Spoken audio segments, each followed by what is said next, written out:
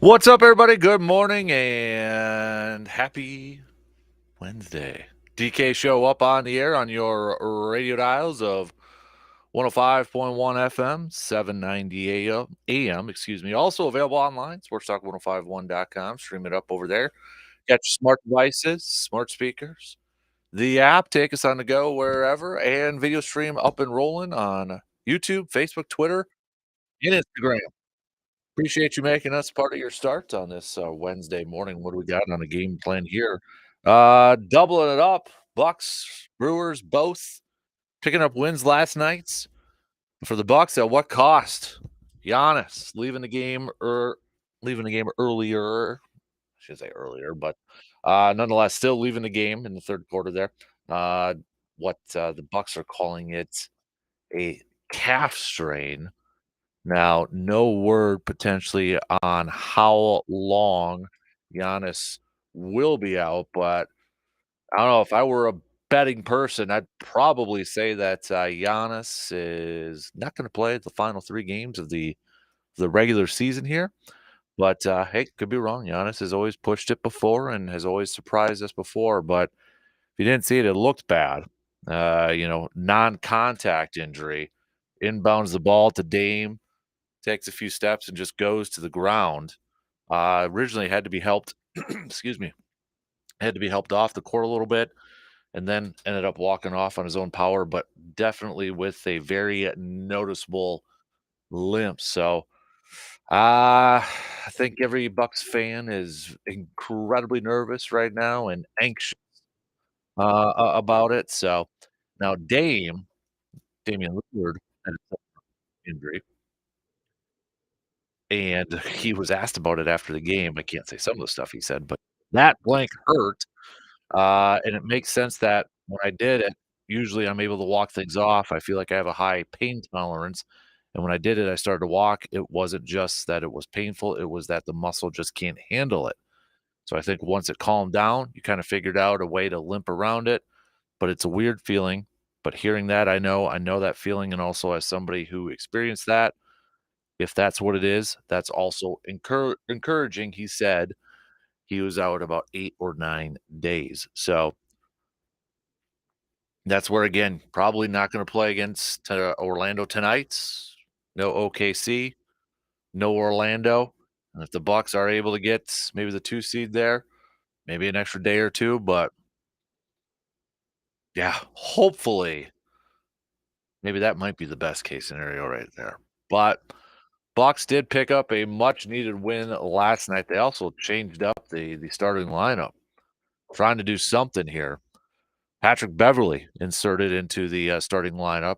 Malik Beasley went to the bench, and Patrick Beverley rewarded rewarded Doc Rivers for that decision because he had himself a night leading the team in scoring. Brook Lopez started off the game hot from three as well. So other guys stepping it up and getting done. Giannis was playing well up until that point here too, but when you kind of look at it, yeah, Patrick Beverley, 20 points, was 8 of 13. But maybe the thing here's your sport. The Celtics shot 0 free throws. Not. In fact, the Bucks shot just 2. That's it. Wasn't a lot at the line there.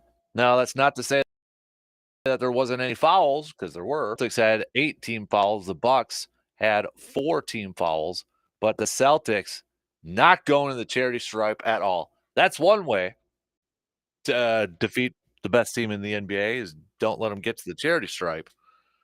But yeah, that made for a little bit of a quicker game last night too. So, but as we mentioned, Patrick Beverley, 4 of 8 from 3, 8 of 13 overall from the field, 20 points. Brook Lopez, 15 points, all of them coming from 3, 5 of 8 overall. Giannis finished with 15 points. Might have been on track for another triple double, 15 points, 8 rebounds, 7 assists. Um, Chris Middleton, 12 points, 9 assists, 6 rebounds. Dame, just 12 points too. Bobby Portis came off the bench and put up 15 points there. So some positive takeaway, but obviously the overshadowing of the game last night is going to be the health of one Giannis moving forward. Quick look at the standings where things are now. The Bucks still holding on to that second spot in the Eastern Conference. The Knicks have now moved up to the third seed. They are one game back Bucks. Orlando and Cleveland 2 games back from the Bucks, and Indiana at 6, 2.5 games back. So, kinda doing a little bit of scoreboard watching here. We know Orlando and the Bucks, they're going at it tonight. Uh, and then you've got, the Knicks taking on Boston tomorrow. So, hey, go Boston, right? Go Boston for tomorrow. But we'll talk some hoops, take a look at this, and talk a little bit more about Giannis and such. Brewers last night picking up a win against the Cincinnati Reds, 9-5 victory for the Crew. Although got a little nervous there at the end, kind of a flip-flop performance there where the Brewers the other night were trying to make that comeback. Reds were trying to make that comeback last night too, but Brewers picking up the 9-5 victory. Joe Ross was pretty darn solid on the mound, going 6 and a third, 2 earned runs, striking out 7, just issuing 1 walk, giving a pitching performance that this team desperately needed, especially when it comes to, giving the bullpen maybe a little bit of a breather here too. So, great performance on the mound from Joe Ross in his second start of the season. You had Christian Yelich, couple hits and 3 RBIs. Blake Perkins coming in, getting the start. He collected 3 hits and 3 RBIs as well. Sal Frelick, he is on a roll right now after starting the season off a little slow. Sal Frelick collected 3 hits. His average is up to a 324 for Cry Eye. I mean, and then you had Bowers with a couple RBIs there too. So good night for the offense. 13 total hits for the Crew on those 9 runs, and then Joe Ross picking up the win. Good night for the Crew. Bryce Terang picked up another hit too, picked up a double. So yeah, now you got coming up game 3 of this 4-game series tonight, same time, 5:40. We're gonna get Wade Miley, and that's why Joe Ross's start last night was so important too, that he was able to go 6 and a third, because I think it's safe to say that Wade Miley's probably going to have a shorter start tonight in his first game of the season. He's probably gonna have a little bit of a shorter start. So, 3, 4 innings, somewhere around there.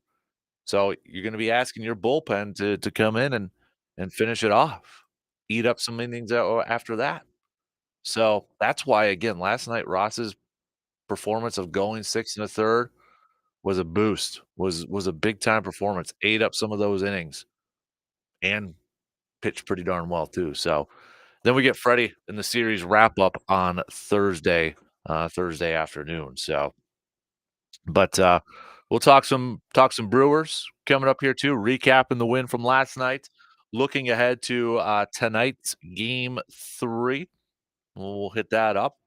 Also on the docket, we'll continue with another player for our Packers draft prospect preview series. We've got another one coming at you. As tomorrow will be 2 weeks away from the first round of the NFL draft, so we'll hit up another player there. We'll do another edition of the Business of Sports coming up at 8:05. 8:05. So we'll do that. What else do we got? We got another backyard tailgate we're going to feature coming up here too, and we'll do a little classes and session. So got a lot of stuff that we're going to be hitting up on here this morning. So let's jump into it. Let's kind of hit up both right away. Bucks and Brewers, both Milwaukee teams picking up wins last night, but the overshadow is probably the health of one Giannis. I mean, a lot of good things from the game last night. Bucks came out with a lot of energy. Patrick Beverly, I don't know, him inserting him into the offensive lineup. He's a guy that, we know him as more so for defense, and he's got a unique offensive game because if you watch him play, He'll shoot a 3, as we saw last night. If he's open, he'll shoot a 3. But he doesn't really have, I mean, unless he's right next to the hoop for an easy basket too. I mean, he had a sweet hook shot last. I don't know if anybody heard or saw that, but he had a sweet hook shot. The guy likes to dribble around a lot, and he'll dribble around in the lane, and he'll go from one side to the other.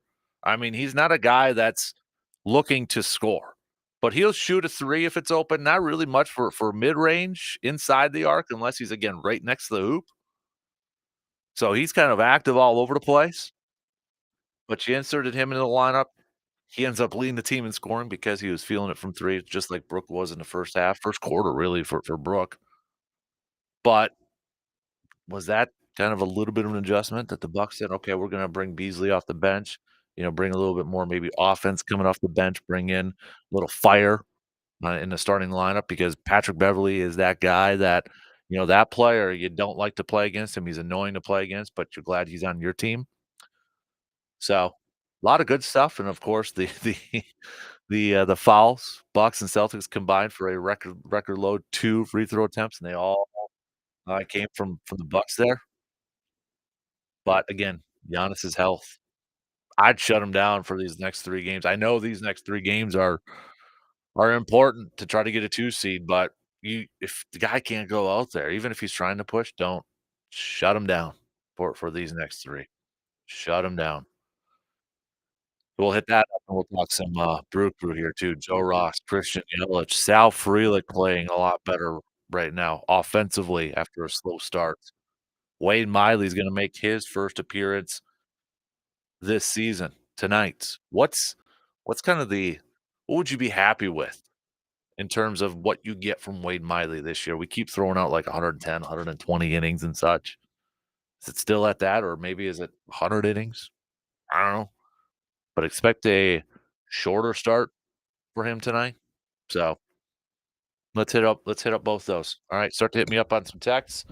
On the Shoe Doctors bullpen line at 715-830-1912. 715-830-1912. We'll take that first break. Maybe. There we go. Bucks, Brewers. We'll get to a little Packers chats coming up later on this morning too as we inch a little bit closer and closer to the NFL draft. We'll be back in just a few minutes.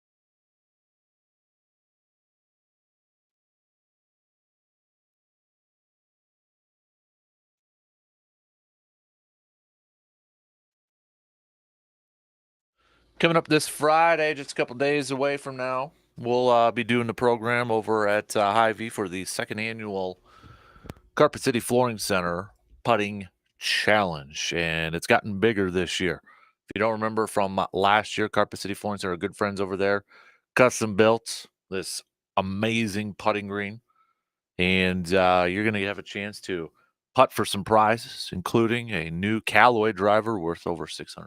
You got a new Odyssey putter up for grabs. That's worth about $200 over there. Other prizes, including some Brewers tickets, we're going to throw in there. Hy-Vee is going to be giving some stuff away. Lots of prizes up for grab, and you're going to be entered to win those for just trying, to putt. So, and as a bonus, as an extra bonus here, if you make a putt,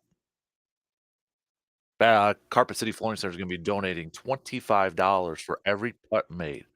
Every putt made, $25 goes to the Backyard Dreams Fund, courtesy of our good friends from Carpet City Flooring Center. So stop on by if you're gonna be, you know, leave for work maybe a minute earlier, stop on by, try your hand at putting, gonna get a couple chances, and again, for just trying, you're gonna be entered to win some prizes. Obviously, if you make some putts, you're gonna get some more raffle tickets for the prizes and such. So, stop on by. We're gonna be doing it from 6 a.m. to 10 a.m., and we'll be doing the show, over there throughout the morning too. So, Dr. Crow's gonna be stopping by for a live inside the training room that day too. So should be a lot of fun. Looking forward to it. Again, big thanks to Carpet City Flooring Center for doing this again and for all the donations and Hy-Vee for hosting us this year too. All right, let's get things rolling here on the leadoff. We're gonna mix it up here. We're gonna talk some both. We'll talk both Bucks and Brewers.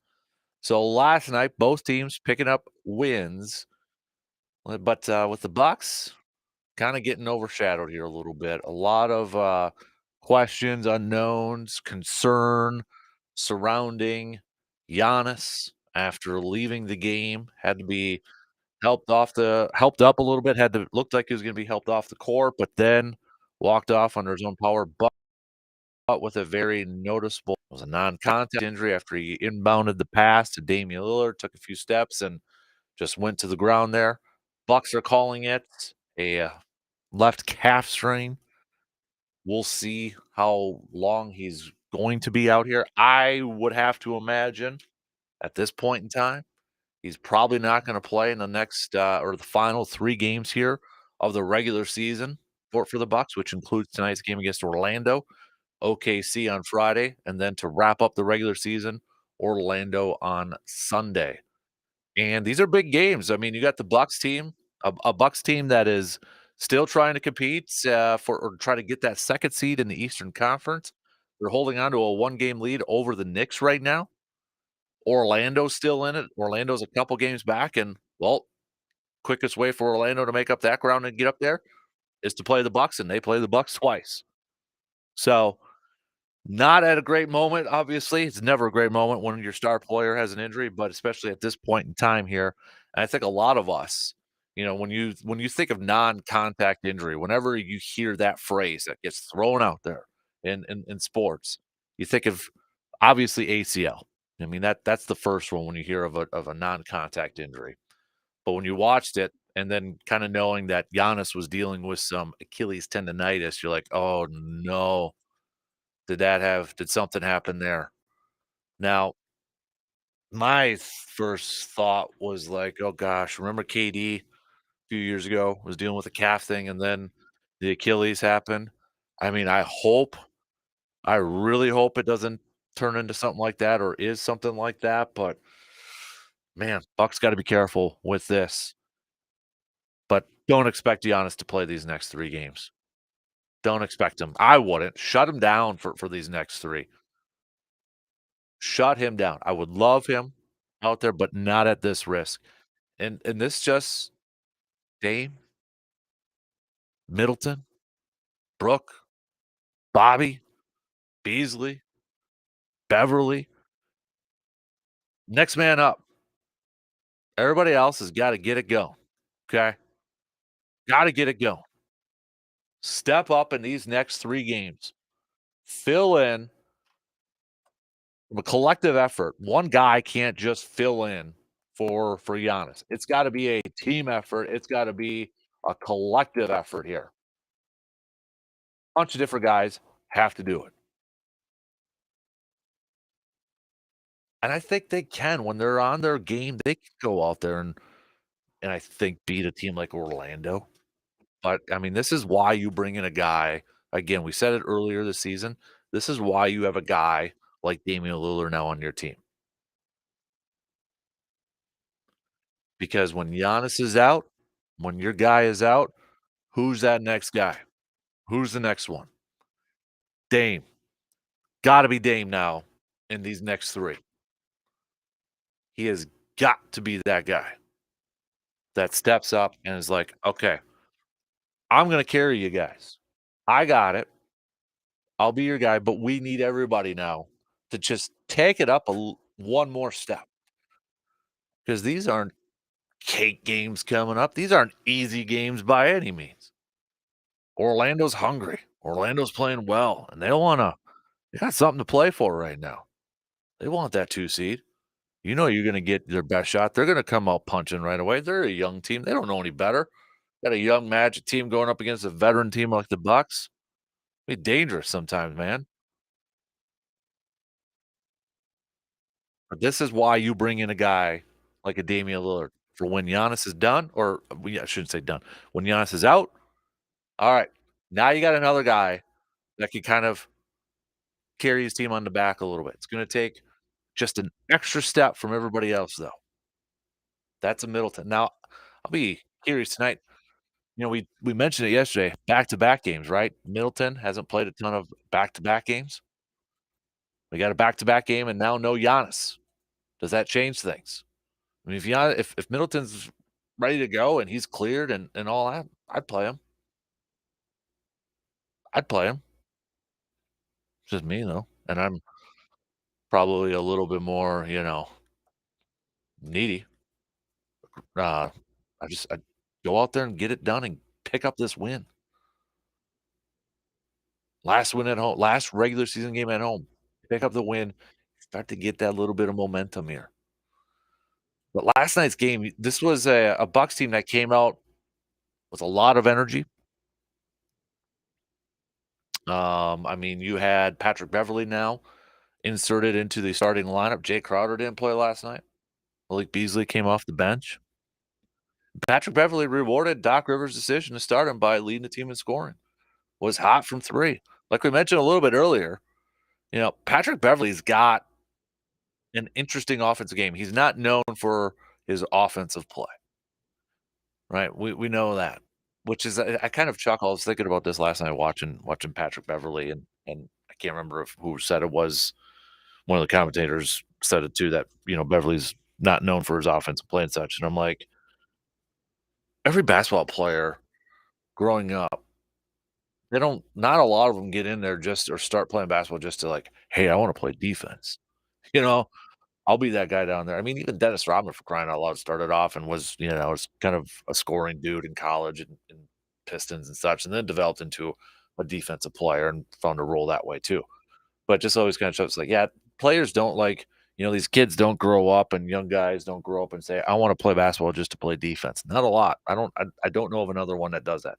But anyways, you watch Patrick Beverly's game, and it's just it's a when you hear of a player that's like not he's not a shoot first mentality or he's not known for his offense. You think, okay, maybe a guy down on the block like a Dennis Rodman, right?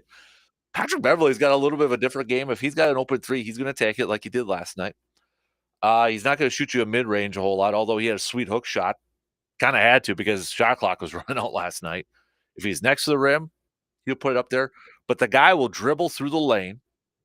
He will dribble around, try to make that extra pass, try to set something else up. He's all over the place. The dude is full of energy. Kind of, I mean, he's that kid that is, reminds me sometimes in like youth basketball that's just dribbling around and not even looking to shoot it up, but like will dribble through the lane and go back out and all that sort of stuff. I mean, he's all over the place. Now I don't know if this was like the thing.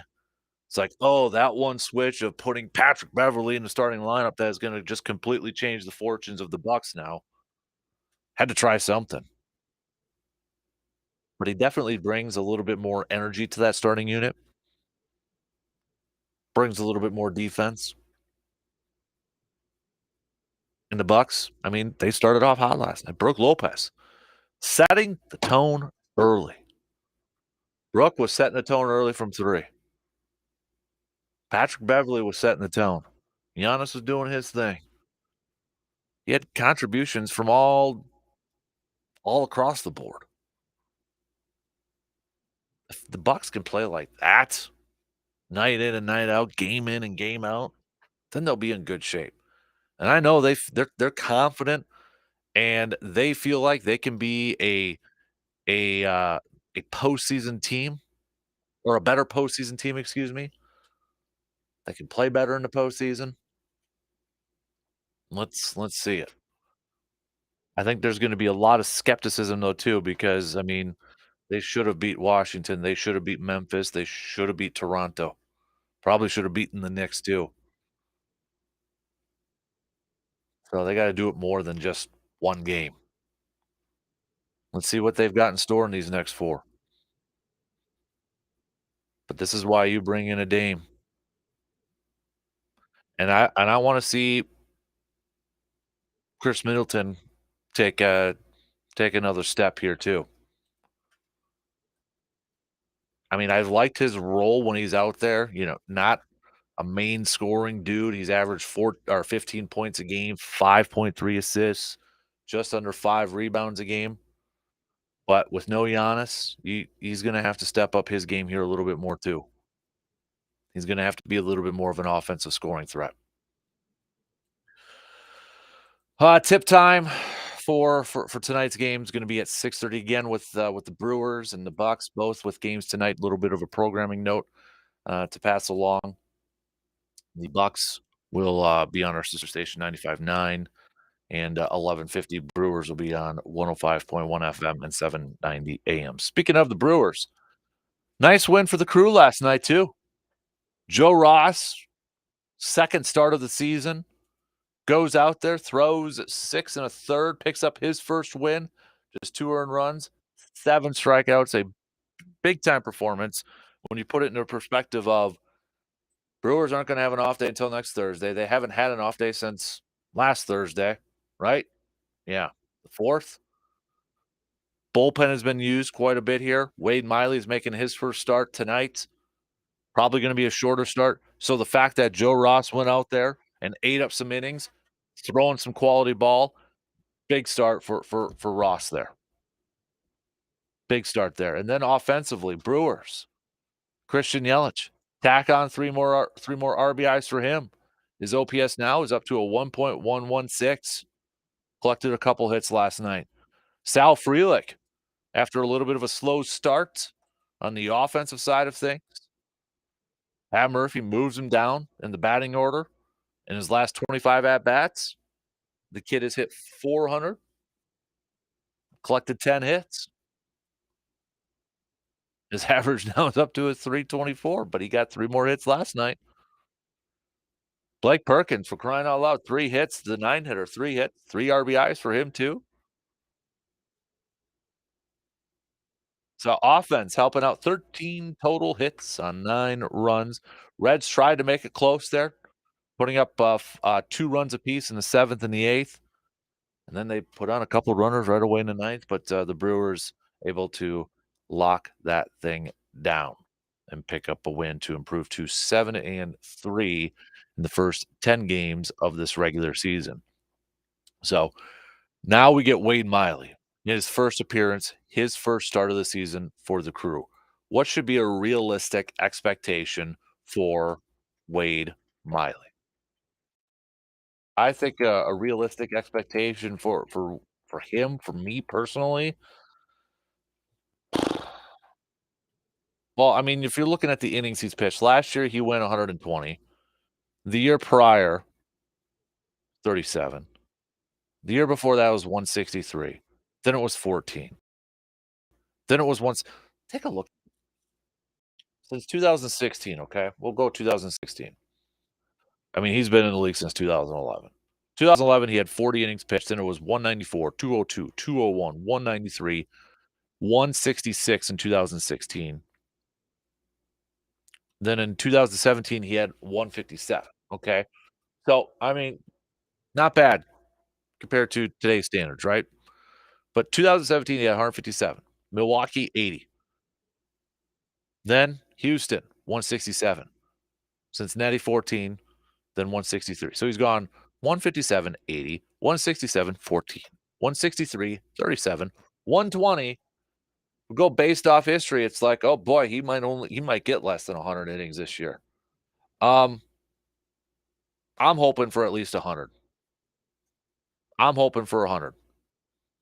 We didn't get to see a whole lot of him in spring training. You hope he's well rested and such, but Wade Miley, it's kind of an unknown here at this point. So I hope we get 100 innings from him, and still not a ton. It's not a lot, but that's my expectation. Let's kind of break this pattern that he's been in, where one year he's got over 100, and then the next he's got just double digit innings, not even triple. That's my expectation for him. And I think the Brewers are going to. I wouldn't be surprised if this is kind of maybe initially in his first few starts, it's almost a piggyback start where he's going to go out there and hopefully maybe give you four between 3 and 4 innings, and then they go to the next arm to try to, I don't know, kind of keep them fresh throughout the season here. It's what it kind of feels like to me at this point. But Wade Miley goes out there, and Wade Miley has a year like he did last year. I mean, 9-4, 3.14 ERA. I'd be satisfied with that for this year. Heck yeah, I'd be good with that. So I'm excited to see him and see how he looks tonight. It'll be a shorter start, but way this offense is rolling too, maybe this offense can give him an early lead, put up some runs early. Christian Yelich, though, continues his good start to the season. Contreras picked up another hit too. So let's ride, as Russell Wilson used to say, right? Let's ride. Let's keep this going, baby. Pick up another win. Pick up another win tonight. All right, let's take a quick break. We'll throw in a quick Packers draft prospect preview. We'll hit that up as we finish up the first hour after these quick words.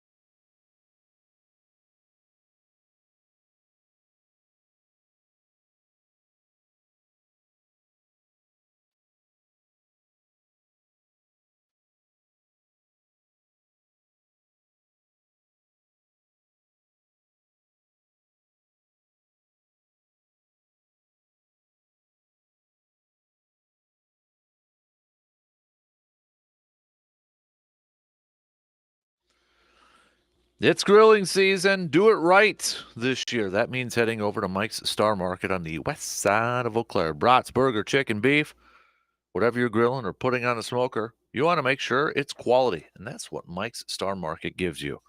Plus, they now have freeze-dried candy, and get this, if you purchase a bag of the Jolly Rancher ones, $1 per bag goes to Backyard Dreams. It sounds like Mike's gonna be donating some, freeze-dried candy to give away for the budding contest, on Friday too, so big thanks to the team at Mike's Star Market. So, hey, what are you waiting for? It's time to do some shopping at Mike's Star Market in Eau Claire. Text Josh saying it's Dame time. They still have 2 All-Stars. Starting, I think they can win. Well, I'll say this, Josh, they should, but what was the excuse against Washington, Memphis, and Toronto? They couldn't win those games, and they still had All-Stars, quote unquote All-Stars playing. So, I mean, they couldn't get the job done there. They should be able to win. I don't know. I don't know what to expect from this team right now. All right, let's finish up the first hour here. Let's do another Packers potential draft prospect.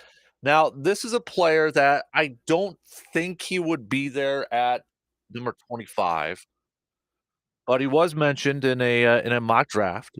Bruce Feldman of The Athletic has the Packers trading up, I think it was just one spot, but trading up in the draft to get an offensive line. And it's actually a Wisconsin native. Did not play at the University of Wisconsin, but he is a Wisconsin native, Oak Creek, Wisconsin. That is J.C. Latham from Alabama. Now, J.C. is, again, a guy another offensive lineman, excuse me. I'm gonna say offensive lineman because, he started all 13 games at right tackle in 2022, 14 games at right tackle this previous season, but in 2021 he played in 14 games as a reserve guard, so he can play guard, he can play tackle. Doesn't really have any experience playing left tackle. I mean, he is a monster, though. 6'6" and 340 plus pounds. Big dude. All right. You want him on that right tackle side, you're gonna be running the ball over there quite a bit. Massive human being. So if this were and Bruce Feldman from The Athletic also says that he thinks he can play guard here, but I think if you make a move to get this guy, you're probably putting him at the right tackle, and you're gonna be running a lot of off tackle running plays over there on that side. I mean, then you throw in a tight end maybe and make it a strong side there, and then you got Jacobs. I mean, can you imagine some of the running lanes that could potentially open up over there? So, if JC is the pick, if the Packers go and bring JC over here, again, a common theme we've been saying when we talk about a potential offensive lineman pick for the first round, the trickle down effect.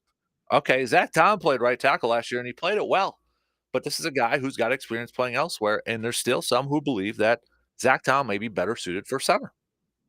So if you make a move like this for JC, where does Zach Tom play left tackle? Potential. Do you use Zach Tom and put him in a battle with Walker as your left tackle, or is it center? Zach Tom is going to be a starter for this Packers offensive line next year. The question just remains where? There's 2 locks as starters on this Packers offensive line for the 2024 season.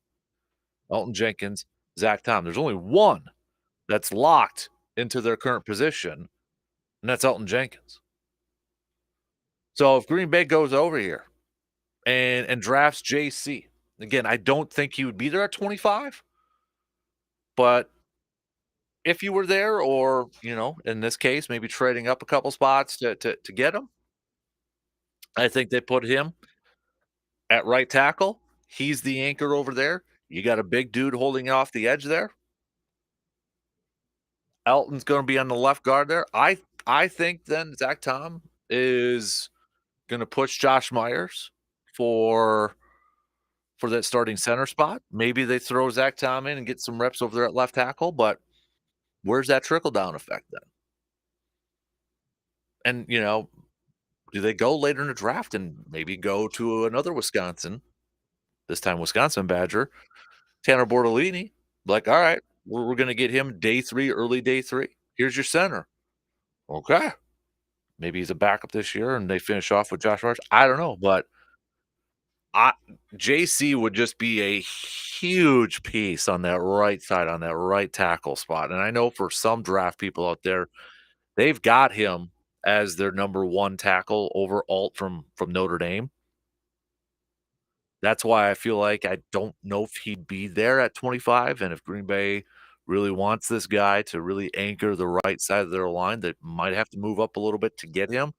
But boy, can you just imagine? Let's just imagine that they got this kid and he's anchoring the right side of that line.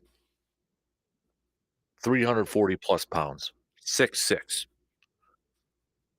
And then maybe you throw in a tight end to make it the strong side over there. You've got Josh Jacobs running the football. That's a lot of muscle. That's a lot of man. To put it in perspective, Zach Tom is listed at 304 pounds. You're talking about almost nearly 40 pounds in difference. 40-pound difference. 40 pounds. Zach Tom's a couple inches shorter, too. Power, power, power. So, I don't ooh, I don't know if Green Bay would move up to get him, but if they do, wow, that is gonna be I think you're gonna see a lot of off tackle running plays with Jacobs going to that side. And depending on who plays right guard over there, and Zach Tom can play right guard too, and we know John Runyon Jr. is no longer there, so is it gonna be Sean Ryan? Could it be, Zach Tom? Could it be somebody else? But, if it's I don't know, it's Sean Ryan, that's a lot of muscle up there. That's a lot of man up there. Kinda gets me excited to potentially think about that, to be honest with you. It's just then, you know, Zach Tom, where does he go? Where does he fit? He fits somewhere because he's one of your 5. He's one of your top 2. Let's be real, he's one of your top 2 offensive linemen. But is that then at center or is it at left tackle? I'm kinda thinking it might be at center. But JC Latham, tackle, Alabama, would be a right tackle.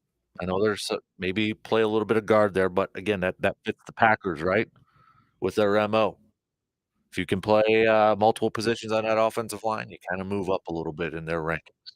So, alright, a lot of offensive linemen, a lot of I gotta be honest with you, we're getting to about, 2 weeks from tomorrow for that, first round of the NFL draft, and we're starting to see a lot of the same players kinda being mocked to Green Bay. Doesn't mean anything, doesn't mean Green Bay's gonna get one of those guys. That's just kinda where the common theme is right now. So, updates on Giannis, Adrian Wojnarowski. After an MRI, Giannis' left Achilles tendon is fully intact, and his return to play will come with how quickly his left calf strain heals, sources tell ESPN. So, good news. Best case scenario, his Achilles is fine. His Achilles is fine. And his return to play is gonna be based on treatment and, how he responds from rehab. Alright. Yeah, I still feel like you don't play Giannis these next 3 games. You live with the outcome after that. Play these next 3. Game time. Middleton's gotta step it up here a little bit too, so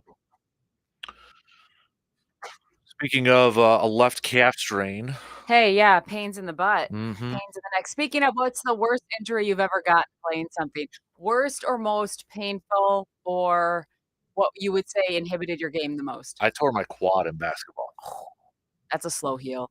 Yeah, it felt like the best way I described it was like a red hot golf ball inside my thigh. Ugh. So what'd you do? Like, how did I do it? Yeah, Or or how'd you fix it? Just slow time? yeah, like, PT and all that, 'Cause so Siggy's got my coordination, but she loves sports, so it's just like the worst possible collision, mhm. and she's constantly tripping, falling, bouncing, coming home with jam fingers from basketball or twisted this or bruised Yeah, that. I got a crooked finger. I can't show it to you though because 'cause you'd get mad. Oh, I doubt it. That's the Well, finger that's we this one usually right swap there. back and So and forth, the yeah. camera just probably just saw it there too. There you So go. Hey, everybody. yeah. Casper's waving at you. We see that. Have you ever seen anybody get a gnarly, injury next to you? Because, obviously, like, I can't watch the replays when people Mhm. break, snap, bend, bleh, I haven't seen it gives me the personally. gate chills, but anybody next to you on the team ever have No, or sustain anything? no, Well, I you haven't seen it, but I've was like minutes away from seeing it. what was it? It was baseball one year. I had when I showed up, and a buddy of mine was like, his shirt was covered in blood, Oh, no. and a guy slid in second, and the ankle came apart, and he was sitting there holding it together until No. That's somebody the came. Yeah. worst. Oh, man, these injuries. So when do you think Giannis is back? I think you're not gonna see him these next 3 games. Really? I don't think I you don't you want him out there because they still gotta play for that 2 seed, but Nah. wait, Alright. you gotta wait. Yeah, well, yeah, you don't wanna push it. Everybody No, knows maybe that. even a couple weeks, so Alright, Wednesday wild card taking us away from the, Giannis sports and injury discussion for just a little bit. Pick a number between 1 through 10, and then you get to answer whatever we'll wild go card comes 7. out of the match. 7. Essential part of your daily routine. Coffee. No question. Mhm. When was the last time you gave coffee up? There'll be some times where I can't, like, my stomach or something, it just Yeah. doesn't sound right, so I'll throw it in tea, but I need caffeine, otherwise I get a huge headache. Oh, yeah, absolutely. So, It's a shameless dependency. People are mhm. like, "You shouldn't be addicted." I was like, Well, it used to stop be talking to me." soda, so now it's just black coffee. That's alright. There's nothing It's wrong with healthier. transposing one habit for another. Mhm. Pick a number, bud. 2. Best gift you ever received and why? You can do, from G-Man and not from G-Man, 2 different categories. Uh, Outside of Hudson? well, yeah, obviously, Okay, we're okay. talking actual material gifts, not like kids, family, super sweet cavity answers. I I'll go to, my 6th birthday when my grandma got me a Game Boy Oh, yeah? because I was not a Tetris fan, and Okay. that was, like, when Tetris always came with Game Yeah, Boy. the Tetris is satisfying. Yeah, and it's like and I didn't have any video game systems or anything like that, but it was a big deal, Okay. and grandma found a Game Boy that did not come with Tetris that she got for me. Grandma It was Zelda. for the win. Yep. Can you still play it? I don't have it anymore. Do you think you would all come back to you? If Mhm. you had a Game Boy in your hand, it would just flood Well, back I've to you got it like six-year-old I've Casper? my, so Veronica's grandparents were moving, and there was a Game Boy, old classic Game Boy just Yeah, sitting there. I took it, and then my first Madden game was Madden '95 that grandma got me too yeah. on Game Boy. Found that, so I've been playing that. It's weird how it comes back. Mhm. My game was classic Nintendo Mario? Mario Brothers. Mario, yep. So we have some of that on Siggy's, new Switch, and they sat down, and it was so weird how you remember Mhm. where to punch for things, where all the little secret, like, eggs were hidden. It all comes back to you, so Yep, yeah, and I did kick her butt. I'm not one of those parents that's like, "Oh, let your kid win." No, that didn't happen. good, I schooled her a little bit on that. good. Now, still not a Tetris guy, though? No, Alright. no, And not even in a probably pinch? because I get frustrated and bored. So what's your game then? Madden? Madden or Turtles. Oh, geez, I shoulda known Yeah. Turtle. Alright, thanks, Morgs. Anytime, Casper. 1 and 2 more to go. We'll be back after these news updates.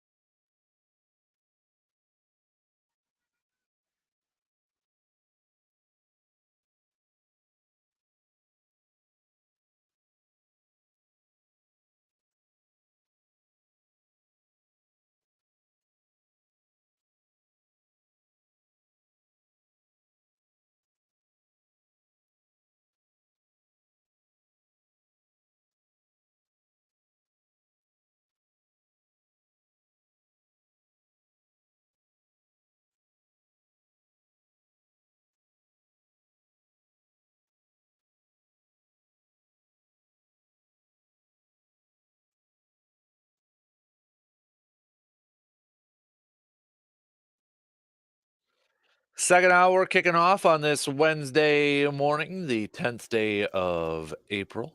Appreciate you tuning in wherever, however you're tuning in. Got the radio dials, 105.1 FM, 790 AM. Also available online at sportstalk1051.com. Stream it up over there. You got the apps, smart devices, and video stream, Facebook, YouTube, Twitter, and Instagram. Coming up a little bit later on, we'll get to another edition of the Business of Sports brought to you by Security Financial Bank. We'll get back to some more baseball talk. Brewers, Reds, game 3 tonight. We'll get our first glimpse of Wade Miley on the mound for the Crew. Bucks are also in action tonight, taking on the Orlando Magic. In case you missed the update before the top of the hour here. But Giannis, according to Adrian Wojnarowski, after an MRI, Giannis's left Achilles tendon is fully intact, and his return to play will come with how quickly his left calf strain heals, source tell ESPN. So that's the best outcome given the situation, what it looked like last night. So doubt he will be playing tonight. So we'll talk some more Bucks and recap or looking back at that game again last night and looking ahead to tonight and the final 3 of the regular season. But it is time to do a little classes in session here, and it is Masters Week, by the way. Which, if you didn't know, Happy Masters Week, everybody. So with that, we're going to do a little Masters history lesson. Yeah. The azaleas are in full bloom right by the way, the Business of Sports is going to be Masters related too because of their new map and flag. Have you heard about this? Not. The Augusta's newest high-end hospitality venue called Map and Flag. If you got $17,000, you can go to this thing. So, a cool 17K. That's all it costs. But we'll get to that a little bit later on. So, a little history on the Masters. As we know, Bobby Jones was one of the co-founders. Him and investment banker Clifford Roberts founded the Masters tournament. After his Grand Slam in 1930, Jones acquired the former plant nursery and co-designed Augusta National with course architect Alistair McKenzie. First played in 1934, the Masters is an official money event for both the PGA Tour, the European Tour, Japan Golf Tour. Tournament has a number of traditions, as we know. Since 1949, that's when the green jacket was started to be awarded to the champion. And just a little bit of little note too on the green jacket. It must return the champion, who must return it to the clubhouse 1 year after his victory, although it remains his personal property and is stored with other champions' jackets in a specially designed cloakroom. Love how they say cloakroom there. In most instances, only a first-time and currently reigning champion may remove his jacket from the club grounds. A golfer who wins the event multiple times uses the same green jacket awarded upon his initial win unless he needs to be refitted with a new jacket. Champions Dinner, which was just, if you didn't see the picture the other day, was just hosted. That first started in 1952 by Ben Hogan. Is held on the Tuesday before each Masters and is open only to past champions and certain board members of the Augusta National Golf Club. Beginning in 1963, distinguished golfers, usually past champions, have hit an honorary tee shot in the morning of the first round. As we know, we've seen that how many years we've watched it live. They've included the likes of Sam Snead, Byron Nelson, Arnold Palmer, Jack Nicklaus, Gary Player, Lee Elder, Tom Watson, just to name a few over there too. So just a little bit, a little background on the Masters, Augusta National. I think we've talked about this before, but what is on the menu of the Dan Kasper Champions Dinner after your victory at the Masters? What's we that? should do that. Yeah. Yeah. What's David Duvall eating? What's David Duvall. What's Used to be a big fan. Sergio eating? What's Bubba eating? Why'd you throw David Duvall in? I don't know why that name popped in I my was mind. going to say, he first. didn't win the Masters. Oh, he didn't. Oh, No, that's right. he won the didn't. Open. Never mind. So Yeah. he can't be there. What's Phil not eating because he doesn't show up? Yeah. Come on, the easy one. What's T-Dub wearing? What are you Tiger? serving Tiger Woods? Probably, because they have a couple courses you can choose from, right? Sometimes they'll have a couple courses on there. So I think we're going to go with a traditional Wisconsin beer battered fish fry and a venison tenderloin steak. So you get a couple options from there. Got to throw them. Little appetizer of little cheese curds, deep fried on there to open it up. So I think you got to go with that. Old fashions mixed in there too. So or a victory scotch, throw that in there. Shout out to the golf gods there. Shout out Dan Kasper. Yeah. That's I'm trying to think of what would be the side for the course for the main course. Do I just go with the straight up French fries? So basically, everything is deep fried. Yeah. Yeah, exactly. I mean, it's the South. They're gonna feel like they're at home. Exactly. So I think I'd probably just go with the traditional, hand cut French fries. Yeah. Yep. I'll go with that. Seems pretty decent. Yeah. Yeah. But yeah, those would be the two main courses: a little venison steak, or a traditional Wisconsin deep fried or deep beer battered fish fry. What do you do for dessert? Dessert. I mean, probably like a Culver's custard. Yeah, that's what I was thinking. You got to do the custard thing. Yeah, probably go with that. Yeah, seems a concrete mixer. If everyone has to go through the Culver's line. Mm-hmm. Yep, they get a sticker. Yep. That's probably what I go. Or just a good old cheesecake. I'm a big cheesecake fan. That seems pretty solid. Yeah. That would be one of the tastiest dinners probably that has ever been served. Mm-hmm. At Man, you got too much fancy stuff on there. I did like Tiger's. One of his was just cheeseburgers and like grilled chicken sandwiches. I think that was his first one. It was one of his early ones over there. But he was too young to have that refined. Well, here's the thing. I don't understand half the stuff that they throw out there on the menu. I don't even know what it is. I don't want to eat something I don't know what it is, or I have to Google to find out what it is. I mean, okay, like in John Rahm's case, you're talking stuff from the Basque region of Spain. So I'm not going to be like, well, that I don't know. Well, yeah, duh, he's not from America, so it's not try comparing. Right. The two. What was, as long as I said his name, what was Bubba Watson? I wonder. Does it show? Oh yeah, Caesar salad, chicken breast, green beans, macaroni and cheese, confetti cake, and vanilla ice cream. That's solid. That's a traditional-ish one. Right? Well, there actually is a rundown of menus throughout the year. Which one? Give us some. Okay, so what was Tiger's 2020 after his 2019 victory? Included. Now these are summaries. They're very brief summaries. Sushi, steak, and an assortment of desserts. That was Tiger's? That was Tiger. Wow, he really evolved from his cheeseburgers and grilled chicken sandwiches. There's like a zoom in. Now again, this is the close one, so maybe we can bring up the full thing. But that's what Tiger did there. Well, I mean, not all of these. Like Patrick Reed's was Caesar salad, wedge salad, prime bone-in cowboy ribeye, macaroni and cheese, cream spinach, steamed broccoli, corn creme brulee, and a whole bunch of desserts, and then wines too. Lots of wine. I'll throw a Caesar salad in. I like a chilled Caesar salad. Yeah, that's I'll throw that on mine too. Pretty good choice. Maybe some coleslaw on there too. I gotta have some coleslaw with the fish fry. Good choice. I mean, looking through these, kind of skimming, there's a lot that are. I don't know. Give me a traditional loyal corn fest, corn on a cob too. Ooh, dipped in. You got to do it this way though. Sorry, Augusta National, but I'm the champion. You got to do it this way. You got to take an empty coffee can, put it on the grill, and put the butter in there, and then that's how you dunk the corn on the cob in there. Soak it in the butter that way. Okay. Got to do it that way. Got to have the old rusted coffee can and do it that way. I almost want to say I see that at maybe not, but it almost seems like I see that at the Minnesota State Fair with the corn cups. I almost want to say they have those kinds of. I don't think they do, but it feels like they do. And again, it depends. Like Charles Schwartzel, but that was South Africa. Like iced seafood, international cheese and crudité. Might have to throw because I mean it's April, so I might have to throw a little smelt fry into this thing too for an appetizer. You know, one of the closest we've had is Zach Johnson, being an Iowan, had Iowa beef. Okay, at his. Yeah, have yet to have a Wisconsin. I see. I was when I said Duval, I was thinking of Mike Weir. So that's he had elk or Arctic char with Canadian beer.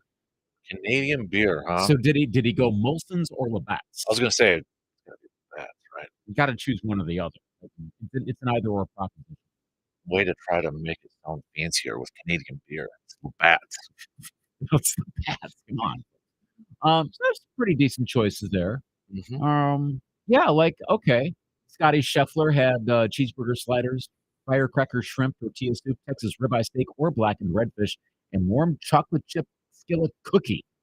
Mm. Oh, nice. You might have to do something like this for the Casper Classic the night before, like a fancy dinner. Yeah, the champions, the Mhm. captain's dinner. Or Yeah. yeah. I don't know where we would do it, but we would have to do something like that. Yeah. Figure out something. Or yeah, invited guests only. And you have to have like the whole menu, the very fancy Masters Club. Because you've seen the Masters Oh, Club yeah. dinner menu, Yep. the layout. Do the same thing. It's in green font. Mhm. You know, with a border outline served in honor of Mr. Dan Kasper.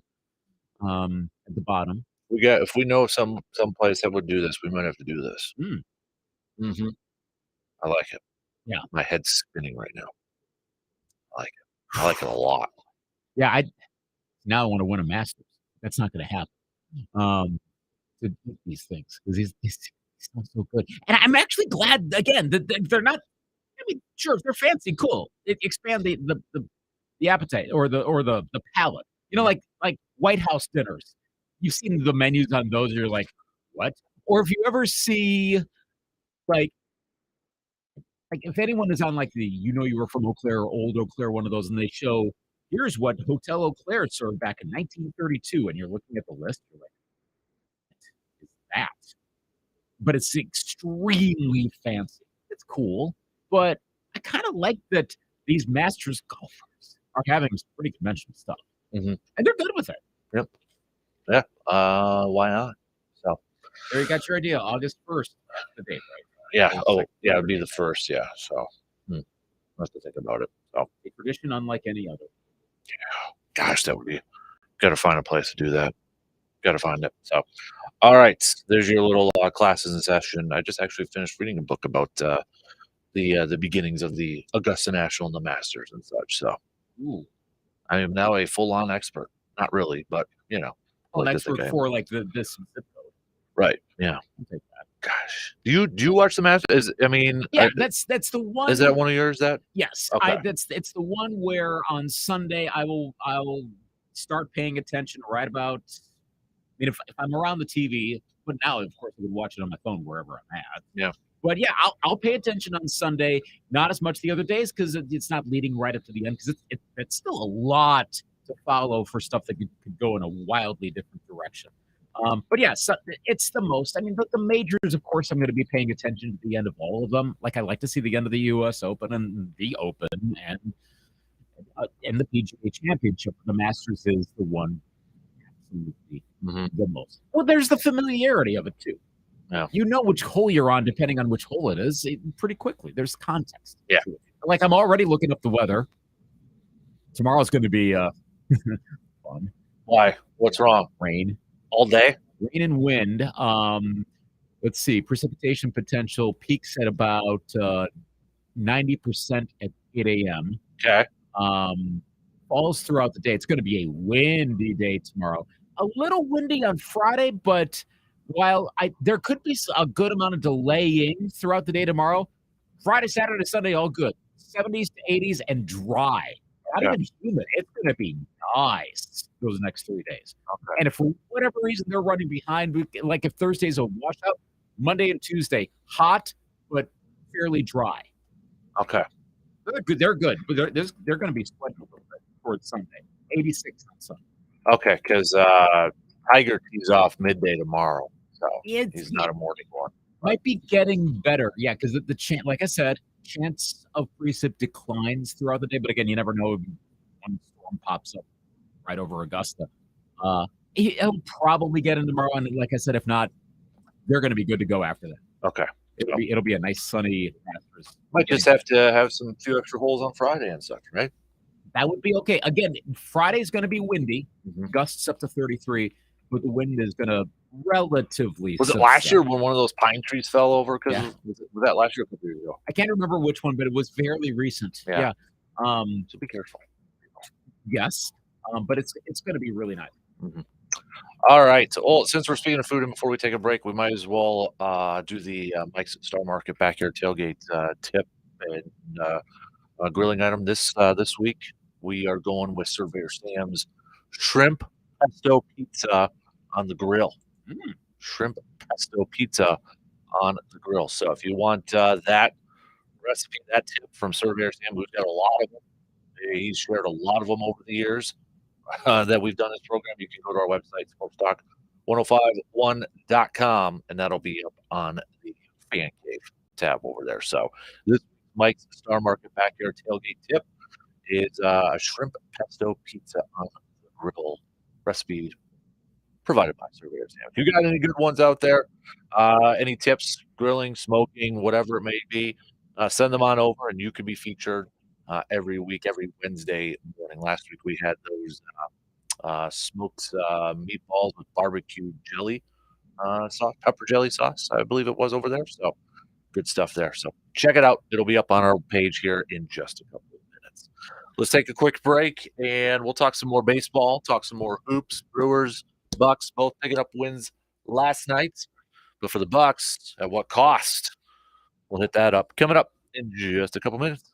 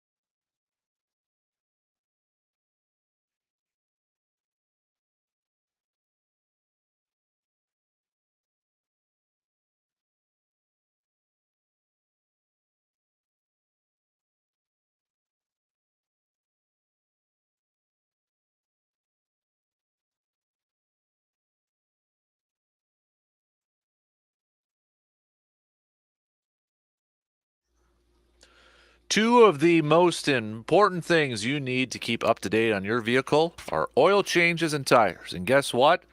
You can accomplish both of those right at ASAP Used Auto Parts in Eau Claire.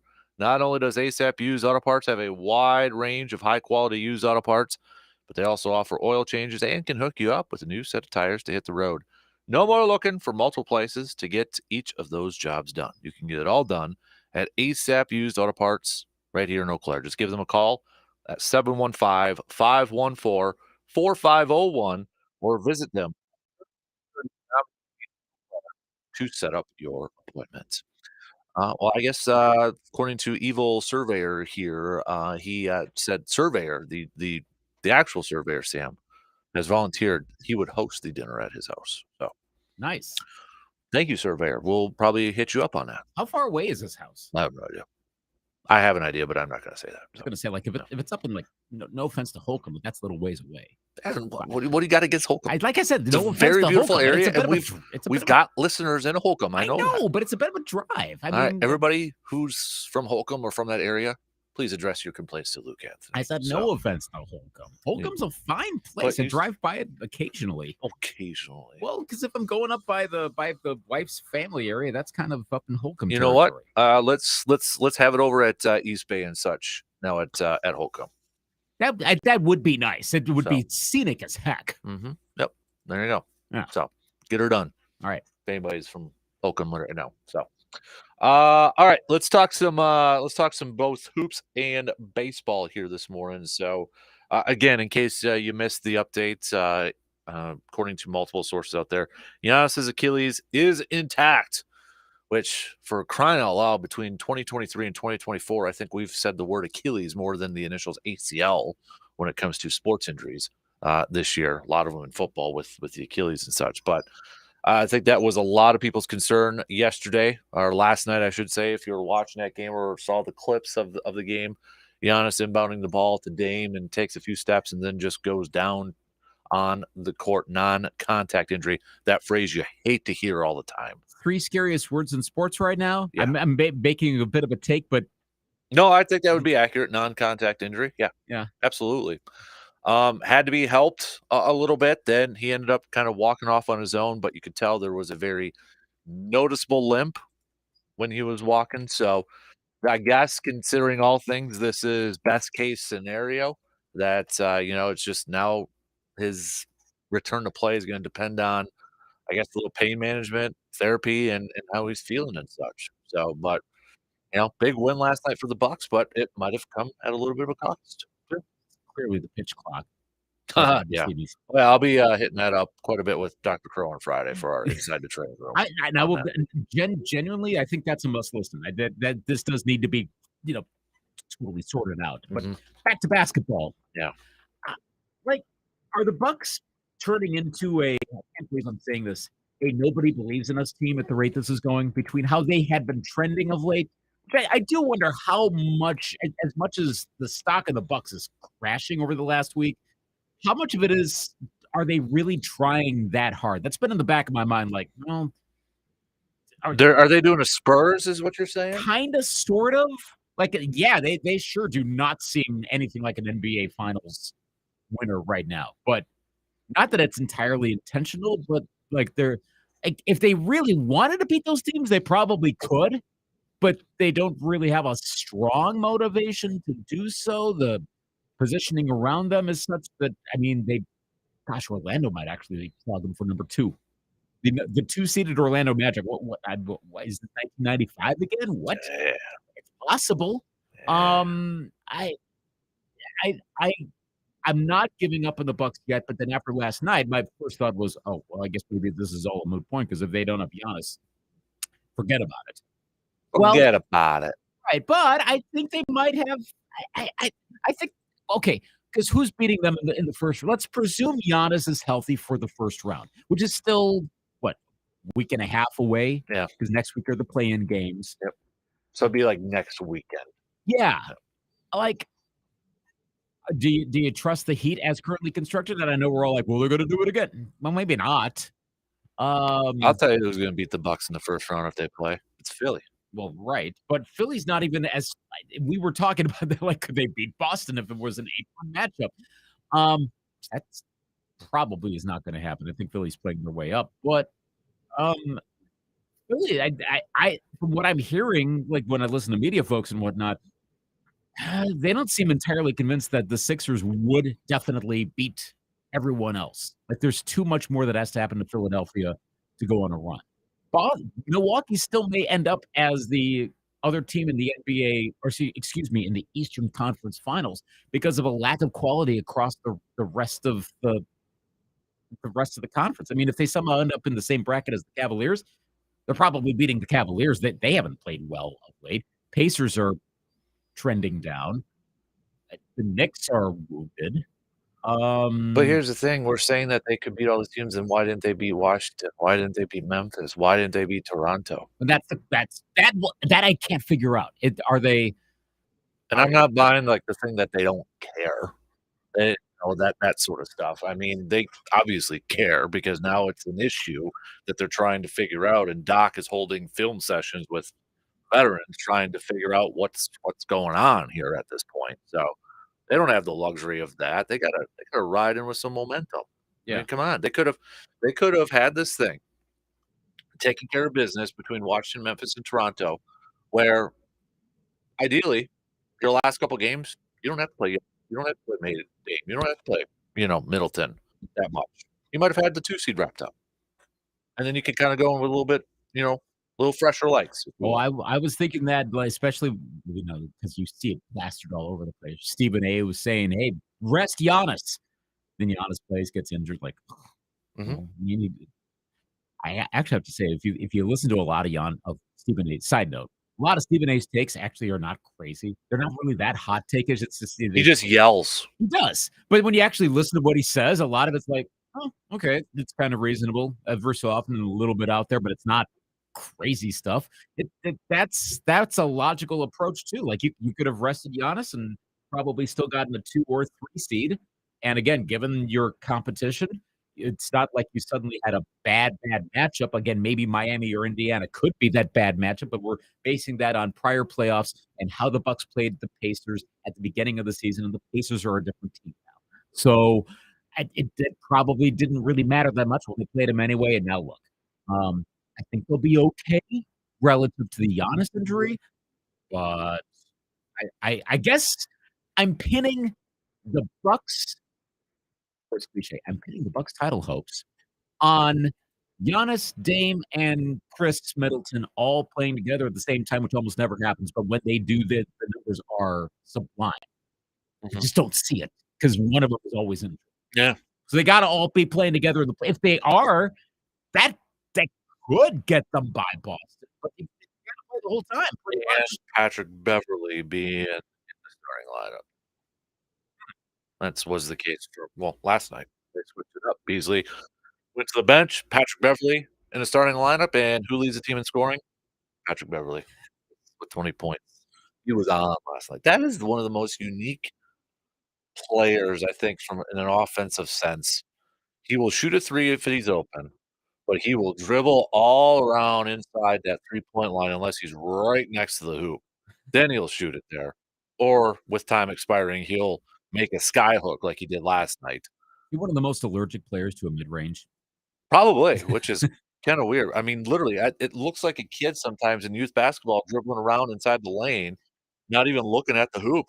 He's just like all over the place, ball of energy out there. Which I mean, you got Giannis, you got Dame, and those guys who aren't afraid to shoot the rock. So you kind of need those guys on there too.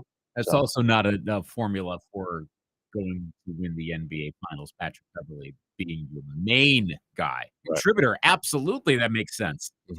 Not as your leading scorer, and again, Giannis asterisk from last night. Consider Yeah. So, what's your level of concern? I'm not buying this team right now. No. Nope. Chemistry seems off. I mean, I can't remember who was the guest in the Russillo pod, but I was listening last night. They're like, okay, so what if after all of this, Giannis goes to management and says, you know what, Doc isn't the guy. We need a new coach or else. And then they're paying 2 coaches massive amounts of money. They're still paying off Bud. They're still paying off Adrian Griffin. Then they'd have to pay off Doc. All that money spent on ex-coaches Yeah, because Giannis wants someone else. And ridiculous. again, that's a worst case scenario, but they said, what if that's the case? And then what that really logically says, besides you have the money to do this, would be at what point is it the players? Well, John Horst, I think, assuming that the Bucks don't do anything in this postseason, he is going to be on the hot seat entering this off. And I mean, he is a guy that has shown that he's made some big moves and not afraid to make some moves. But now all these moves also means that he doesn't have a whole lot to work with. So what moves realistically could he make in the offseason to make this team better? Hmm. I don't know right now. Is it the end of the Brook Lopez era? Do they go maybe a little bit younger, maybe a little bit of a smaller? Not I know Brook was hot from 3 to begin the season or begin the game last night, but maybe it's the end of the Brook or maybe it's the end of the Chris Middleton era. Yeah. I I don't know, but I feel like if it's another one and done, the guy that's gonna be in the hot seat and a lot of attention to is gonna be on John Horst. Because face it, he was I'm sure ownership had a say in it, but Adrian Griffin, I mean, how many coaches has he gone through now too? it's Do Bucks fans regret not having Bud?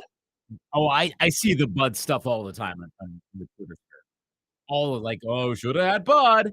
Um, well, and which is wild considering how many times he was the worst coach in NBA history, and now there's tons of Bud nostalgia. Um, Would the Bucks have 55 wins right now if Coach Bud was still coaching? probably not, but they wouldn't be that far away. But then comes the question of how much would they do in the postseason? Mhm. Well, how much are they gonna do in the postseason this year? All right. Well, and so that goes back to either one or two things. Either John Horst has a bit of a blind spot when it comes to hiring the proper coach.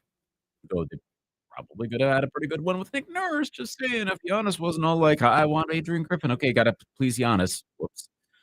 Or again, maybe there is something in the player chemistry that isn't working. Heck, if we're gonna evaluate everything, maybe the Drew Dame swap in effect was the wrong move. Maybe. Well, But and here's the thing, okay, so now mentioned this first hour, but this is why you make a move for a game is right now for these final 3 with no Giannis. Must-win games to get a 2 seed. This is why you make the move to get a guy like Dame. It's Dame time now. Dame's gotta be the guy that's gonna carry this team. Other guys have to step it up another step here, Middleton, Brook, Bobby, whatever, but this is why you bring in a guy like Dame, because if Giannis goes down and he's missing some time and you're in some must-win games, Dame is a guy who can do it. Drew Holiday is a guy who can't do that.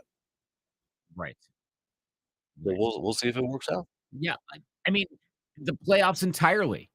But let's see Dame time when it counts. Mhm. There's been too much time in his career, not really his fault at all, if at all his fault, but there's been too much time in his career where he hasn't been able Mhm. to do that. Okay, well, now you're on a team that should be able to do that. Now, if Giannis' injury is lingering or it worsens, okay, so now you're kind of at a Portland plus, and maybe they can't do much anyway. But if you got everyone around you, he might have to be the star of the team going forward. In a great year for Giannis Antetokounmpo. Statistically, this has been an awesome year, but this might have to be the year that Dame Lillard is the key player for the Bucks. Not just the key player, the best player for the Bucks. Mhm. Yep. Alright, so I'll tell you what, let's take a quick break, and, we'll switch gears here and talk a little baseball to finish up the 2nd hour. Crew picking up a win last night. Yelich continues to stay hot. Joe Ross had a good outing. Wade Miley gets his first start of the season tonight. We'll chat about it coming up after these quick words.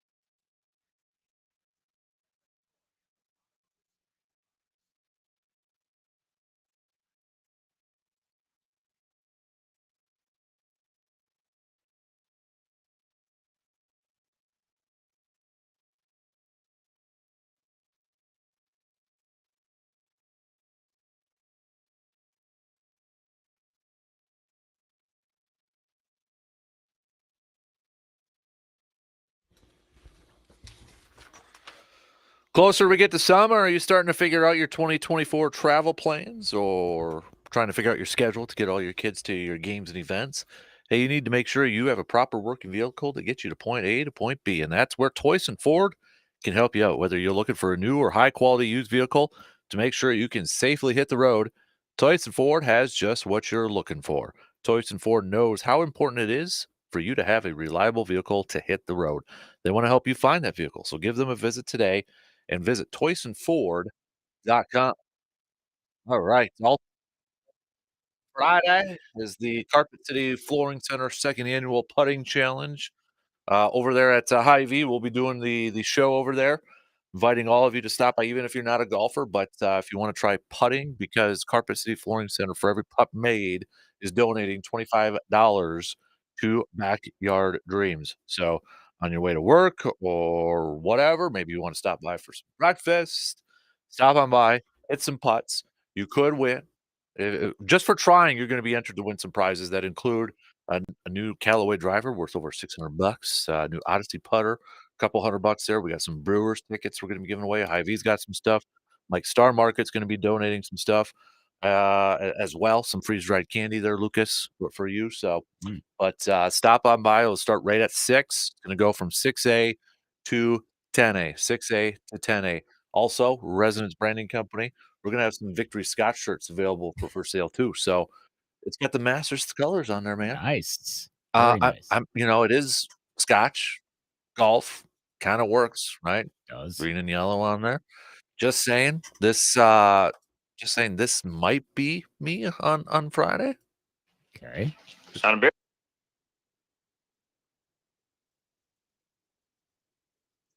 Thank you, Mr. Mom. So there you go. From the movie, great cinematic classic, Mr. Mom. Batman himself, Michael Keaton. So the trailer that was before like every other VHS cassette I checked out. really? Seriously, like everyone was like you've never seen Michael Keaton until like or whatever it was. Oh my gosh, Mr. Mom was on everyone. That's awesome. Yep. That's awesome. So never seen the movie. At some point, I probably, especially given that he's got a toddler. That's well, granted, I only have one kid, not all of the rest, but I should probably give that movie a watch at some point. Michael Keaton is the dude. He's one of my favorite actors. So and Jillian is in that movie. Wow. I don't know who that is. Anne Jillian was known for what was her famous role? Is it one of those that if I saw her, I'd know her? I think so. She was in Fantasy Island, The Love Boat. Well, only 2 episodes, but I think she was one of those like she was known for being known. Not that sounds like a knock because that's like a Kardashian thing. No, but people more of my age and especially older, they would know who Anne Jillian was. Okay, it's definitely a 70s, 80s sort of thing. Regardless, that's a must watch. There you go. So I might have to have a Victory Scotch just for golf. 18 holes in golf because there's 18 shots of in a bottle of whiskey. I know that's not true, but I that's what I want to believe. That's why there's 18 holes in golf. I know it's not true. I believe the legends. So there as well. Yeah, it's more fun that way. It is more fun that way. Thank you, Lucas. Thank you. So it's more fun. I don't know why, but I'm starting to get that golf passion back a little bit more. That fire is kind of burning right now, so I'm ready. Yeah. Here we go. Are the courses open? I'm yes. Okay, yes, good. So yes. so go. Yeah. I haven't gone yet. That's the thing. Well, yeah. Okay. Take a day off. Just do it. I want to. So bad. Call it like a sick day or something. I want to so bad. I'm maxed out on sick days too. Really? Mm-hmm. How did you do that? I got like 82. I could loan you like 20. No, I mean maxed out. Like I'm not maxed out that I've used them. Maxed out like I can't gain anymore. Like you know what I mean? I think we're maxed out like 90 or whatever it is. So that's 90 is there's a limit at this place? Yeah. I haven't hit that yet. Yeah. I think I'm there. So wow. I didn't know there was a max, but that still means yeah, there's a max. It carries over up into a certain point. There's a cap. Maybe that's the cap. So basically you can't retire 3 months early. Yeah. Right. Or 5 months early and just be like, oh, I'm sick for like 5 months and I'm still gonna get paid for that. Hey, I'm saving. You never know. Never know what can happen. You never know. Exactly. You might have to golf a lot. It's possible. Oh, I should go.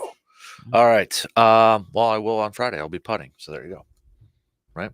Well, that counts, and you're not getting. You don't have to use a sick day for that. Nope. It's work. Yep. And we're gonna stream it up. So we're gonna have the video streams going, so you can watch the thing, and we're gonna have a live ticker on there how much money we make for Backyard Dreams for every putt made. So we're gonna keep track. Nice. So make sure you're following along on Facebook, Twitter, YouTube, and now Instagram. We got the video stream up there too. So cool. I see that a lot when I go on Instagram in the morning for Vokes one. It's right there. It's like right at the top. Dan Kasper. It's like red, isn't it? It says live or something like that. So every morning I'm greeted with Dan Kasper live. Like, okay, cool. Haven't yet watched, but I think I know. You wake up every morning to me? Almost. Almost. It's How not about the that? first thing I check, but it's pretty close to Instagram. I'm like, oh, there's Dan. How about I'm not that? watching it, so it's not like creeper stuff. I'm everywhere, man. You are. Everywhere. You're in I'm everyone's. that creeper. You're in like you're in more bedrooms than you think. Hey, you took it to another level. Think of all the people that follow you on Instagram. You took it. I don't have a lot of people that follow me on Instagram. Well, which frustrates me because I know some people who have like 1,000. I'm like, how the hell do you have 1,000? I don't know how that happens. How does that happen? Is it just like a bunch of spam accounts? A lot of it is, I think, because for a while I was getting a whole bunch of follow requests, and I've got mine set to my personal one. I got set to private. Okay, and I'll be like, okay, yeah, you're clearly spam because you can figure those out really fast. Yeah, and I'm sure there are a bunch of people that don't have it set that way, so of course the numbers are going to go way up because the people will just follow randomly. But so for the 5 people that follow you, think. A lot of those, probably one of the first things they check in the morning. They're lying in bed. They bring up Instagram. That's probably what they're doing. There's all sorts of bedrooms across the Chippewa Valley. Break of dawn, and they're watching Dan Kasper. Wow. I'm honored, and I'm humbled by that. Riling people up, making sure they get woken up in the mornings. They don't even need coffee. They're getting Dan Kasper takes in bed on Instagram. Yeah. That got creepy quick. IG Live, baby. Yeah. There you go. So, baseball. Please segue out of this. Brewers picking up the win last night. Yelly continues his hot start. Had a couple more RBIs last night, 3. Sal Frelick, after a slow start offensively, he also garnered a couple hits. His average is up to a 324. That's what I love about the early parts of baseball season is you could stink on your average right away. And you're like 2 games can change you from a 100-some hitter to over 300. So there you go, right? All-star right now. But no, just kidding. But Brewers picking up a nice win last night. Joe Ross going 6 1/3 which was big in itself because sounds like Wade Miley is going to have a bit of a shorter start today. So probably going to have to use some more bullpen arms. And we know, again, the Brewers haven't had an off day since last Thursday, and they're not going to have another off day until next Thursday. Wow. So, yeah, that bullpen could potentially get taxed. So the fact that Joe Ross went out there and pitched 6 1/3 and pitched well was a big boost for that team last night. So Wade Miley, first start. I don't know what to – I mean, I hope we at least get 100 innings from this guy this year. But since 2017, we're looking at he's either gone from over 100 to just double digits, so under 100. It's flip-flopped every year since 2017. So last year he went over 100. So if we go based off recent history, he's going to pitch less than 100 this year. Yeah. Which, not great. It's not great, but it's something. Brewers have the 2nd highest batting average in baseball. Yeah. Pat Murphy, baby. Surrounded by the Braves, the Dodgers, the Rangers, and the Pirates. Well, Pirates are off to a really good start. They are. Side note, I don't know too much more beyond the basic story, but guys, don't boo your hometown guy because he's off to a slow start. I mean, come on. You're the Pirates. Yeah, you don't have the right to boo. No, especially a hometown guy who's struggling. Just thank you, Rowdy Tellez, now former Brewer, now current Pirate, for calling out the Pirates fans. Like, is this a bunch of bros that showed up like, yeah, he sucks? Stop. Just stop. Would Brewer fans do that to a Milwaukee, and I know this my first thought is Craig Counsell. I'm like, okay, but that's different. That's different. Yeah, you can't use that one. But if it was someone from, again, it's like a suburb. So if someone is from, Gavin Lux from the Dodgers. Okay. Right. He's around from there. Well, he's a Wisconsin kid. Right. But if it were like somebody that's playing for the Brewers. Right. But if it were like Devin Williams, but if Devin Williams were from like Brown Deer, something like that. Well, Owen Miller's from Wisconsin. Okay, but if they're in a position where they're blowing saves, okay, like what's the name? I'm blanking on the name of the Pirate too, and because he's been really good, Bednar. If so that's why I say Devin Williams, because he's the main closer. So if Devin Williams were playing this year, but he was getting blown up save after save after save, but he's also from the Milwaukee suburbs, would Brewer fans be booing him? I mean, some would. Yeah, I don't think it'd be 100%. No, they wouldn't. There would be some, yes. Where to the point where, like in Pittsburgh, they were like loudly booing him. Like, oh, don't do that. Well, were people booing Bart Starr when he was head coach of the Packers and they stunk? I don't remember. I wasn't around, so I wouldn't know. Should ask. Hey, older Packers fans who were just stick your head out the door and see if Bob's out there reading the paper with his glasses on, and then typing his thoughts on it on a typewriter. Should ask. I'll find out. Well, Governor Bosel's going to be on tomorrow, right? Mm-hmm. Yeah, we can find out from him. Who knows? I honestly don't know. Yeah, but okay. So yeah, Pirates great start, but it's still early. Like the Brewers seem like the oddball in that bunch. Well, the Pirates do to a degree, but we figured the Pirates are going to be better. It seemed like Milwaukee. Like, what are they doing this season? Do you think this is going to hold? I mean, they're not as the second highest batting average in baseball, but last two games pretty good. I know one was a loss, but still pretty good offensively. Mm-hmm. Are you seeing a trend here, or does it just seem like a hot early April? I think it's still way too early. It's probably a hot early April, but it's interesting you bring that up because on Brewers.com, Adam McCalvy's kind of talking, for in this case, Yelly talking about his numbers and how the start he's on, and as he said, any way you slice the numbers, Yelly's bat is back in MVP form, and they go through all the advanced statistics, the miles per hour off the bat. I mean, he is just like crushing. They aren't like little dribblers or little loopers or anything like that. I mean, the bat is coming off, or the ball is coming off the bat pretty darn fast and pretty darn hard. So, I mean, if this is going to be Yelly from 2018, I'm all for it. But I'm going to be cautious on this because I don't want to get my hopes way too high. Mm-hmm. I'm still not expecting Yelly to go out there and hit 30-some home runs. He's got 4 already, which is like, 10 games and 4 home runs. But I'm still going to temper the expectations here a little bit. Well, like a week ago, Bryce Terang was on pace for the stolen base record. He's had 1 in the last week. Still up there in the league. It's one of the highest. Yeah. And the Brewers, as a result of one of the highest stolen base amounts in Major League Baseball. But build a statue for Pat Murphy right now. Well, okay, so how much of Yelich's performance, and I guess by extension the team's performance, is Pat Murphy's managing? I'm a big believer that the play of others influence the play of others, if that makes any sense. So, like, if you got a guy or a couple guys that are playing well, it's contagious.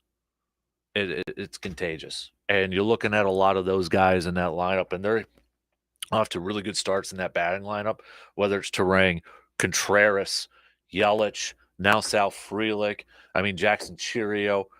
I think hitting's contagious is an old saying in baseball. And I think right now we're kind of seeing that. I like it. It's fun. It's good. It's a lot of fun. Business sports coming up. We got a couple things. We're going to get back to some Masters talk here. Okay. You ready for your pimento cheese sandwiches? Yes. Yeah. Bring it.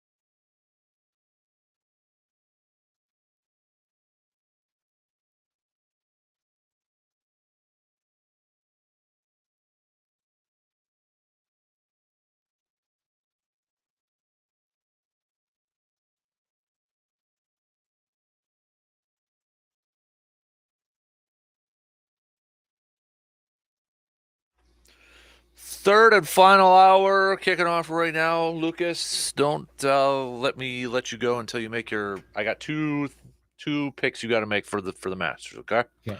One is who do you think is going to win, and then does Tiger make the cut? Gotcha. So those are two. We'll get to those coming up at the back end of this hour when we do our picks and predicts. So, but third hour kicking off right now. Big thanks for tuning in wherever, however, you're tuning in from. Let's we're going to do some business of sports coming up here in just a second, but really quick before that, not going to add it to this one. I know we've talked about it a little bit on, but I just saw this for the first time. I know it's probably out.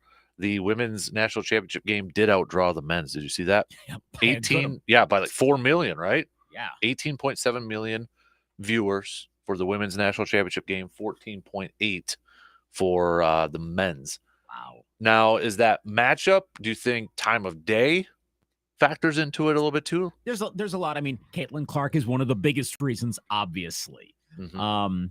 I think to a degree, network and time of day. Why are we starting so late? That's been the case for decades. I know. But 8:20? I mean, and I know the game itself doesn't actually take that long because by 10:15, it was already wrapping up. I mean, there have been other games that go later than that. But why? Why are we stuck with this? Other games are moving up that used to start late. Can we make it 7:20? Mm-hmm. What I mean, I know Pacific, but it's still, come on. Yeah. That's part of it. Being on TBS, I know that's one of the best known cable networks, but it's also not broadcast. Right. If you don't have cable, you're out. Right. But it also and I emphasize relative anonymity of the players in the I guess the storylines, which actually was pretty good this year. Zach Edey versus the defending national champions. We actually had a couple big men battling it out down in the lane too. Right. Little old school hoops. Right. Like this was probably one of the better again. 2-1 seeds. Yeah, just from a media ratings perspective. This is probably one of the better ones you could have asked to have based on the way the bracket laid out. Short of, and again, Duke, North Carolina couldn't play each other in the national championship, but short of something like that, this was probably about ideal. And Zach Edey is one of the best-known college basketball players. It doesn't help that whether you like him or not, that's right. But you know him. You know him, yes. And UConn, again, defending you know UConn. So that was good. But still 14 million, I think part of it's also hurt by the relative lack of college basketball stars. Yeah. And you can take a look at the NBA draft on who's likely to go towards the top, and half of them are international or G League Ignite. I know G League Ignite's going to be going away, and a lot of those players are going to be in college, but still not as identifiable versus the women's game right now. Caitlin Clark, Angel Reese, Dawn Staley, coach, but still, you know who that person is. A lot of these names are out there. Will that be the case next year? Not to the we don't think to the degree of a Caitlin Clark. Maybe some other player wows us in a different way. We don't know. I was wondering, our numbers going to go down a little bit next year? Look, they're almost certainly going to go down. I mean, is Paige going to be able to do what Caitlin Clark did this year? No, I mean, but a lot of that was the whole she's shooting threes from where? Yeah, exactly. So she became a sensation. So yeah, I fully expect the numbers to go down, but they're not going to go back to where they were 3-4 years ago when they were in the 3 to 4 million range. Mm-hmm. The floor is raised on that. I mean, by that same token, I think WNBA numbers are going to be the best we've seen ever. Mm-hmm. So I think those two even out a little bit. Yeah. And maybe the men's game, especially now with the G League Ignite going away, and there will be more NBA prospects in college basketball. That's going to help. But I think not as many future star players in college basketball. I think to a degree, transfer portal is hurting because you don't have storylines developing. This is run it back with the same team. UConn actually had a few players from last year's squad, but like Alabama, for example, 9 different players from last year. And also even new coaches too. Like that was an entirely different team. Yet they were a 1 or 2 seed last year? They were a 1 seed, right? Mm-hmm. And yet they made it to the Final Four this year. Now you might think, well, there's a connection. Well, Nate Oates is the connection, essentially. But there's so many other instances when it whipsaws back and forth. It's tough to follow along. And now Wisconsin, I know that a lot of their players are going to be back. But AJ Storr was probably the best known player. It's gone. So refresh after another year. That hurts because casual fan doesn't entirely know what to follow outside of Duke, North Carolina, Kansas, Kentucky, maybe UConn. I saw Awful Announcing was making the case that UConn is basically the Spurs of college basketball right now, which they don't have a lot of stars. They're always around. They're always winning.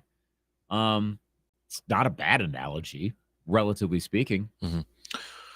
All right, let's do the business of sports, brought to you by Security Financial Bank. It is Masters Week here. We're actually going to start it off here with, since we're talking about ratings, we might as well talk about Masters ratings. I saw this piece up from BarrettSportsMedia.com, and they were talking about, kind of maybe a litmus test here with the Masters because as they say here, the Masters arrives this year at a sort of early confluence of issues. Among other things, the tournament goes off Thursday amid a golf ratings slump, with early season viewership down about 20% across the board. Now, as they say, there are explanations for that, including lousy weather that hit several tournaments and forced the cancellation of the final round at Pebble Beach altogether. It hasn't helped that several PGA events have lacked a little star power in their final rounds. But as they say, the bigger picture is that the current state of golf is weird, and the Masters may tell us just how severely that weirdness is affecting the bottom line. What's that weirdness? Well, it's the LIV and the PGA ongoing fight back and forth. So, as Laura Neal, PGA Tour Vice President, said, ratings are down. Can we link that directly to the conflict and fans being fatigued and annoyed or bored or whatever you might say? Simple answer is yes-ish, but there's more to it. The Masters is a great litmus test for that theory. It produces the highest golf viewership numbers every year. The 2023 tournament averaged more than 12 million viewers and peaked at more than 15 million, making it the most watched golf event on CBS in 5 years. So it'll be interesting to see where these numbers are. If I honestly feel like they're going to be around that similar one, because I get why other numbers are down, because I mean, you're breaking up star powers and all that. Now you got all of them back on the course, and it's Augusta and it's the Masters. I mean, it's just, pun intended, it's a tradition unlike any other. You got to watch the Masters. Yes. So I feel like the numbers are going to be up. I honestly do. I think they'll be okay. Or similar to what they've been in. I don't know if they'll set records unless Tiger's in contention. If Tiger's in contention, throw everything out the window. Of course. You know, that's the outlier of everything. But I think they'll be solid numbers. Yeah. For sure. They'll be decent. All the golfers are still involved in it, despite the LIV PGA thing. Mm-hmm.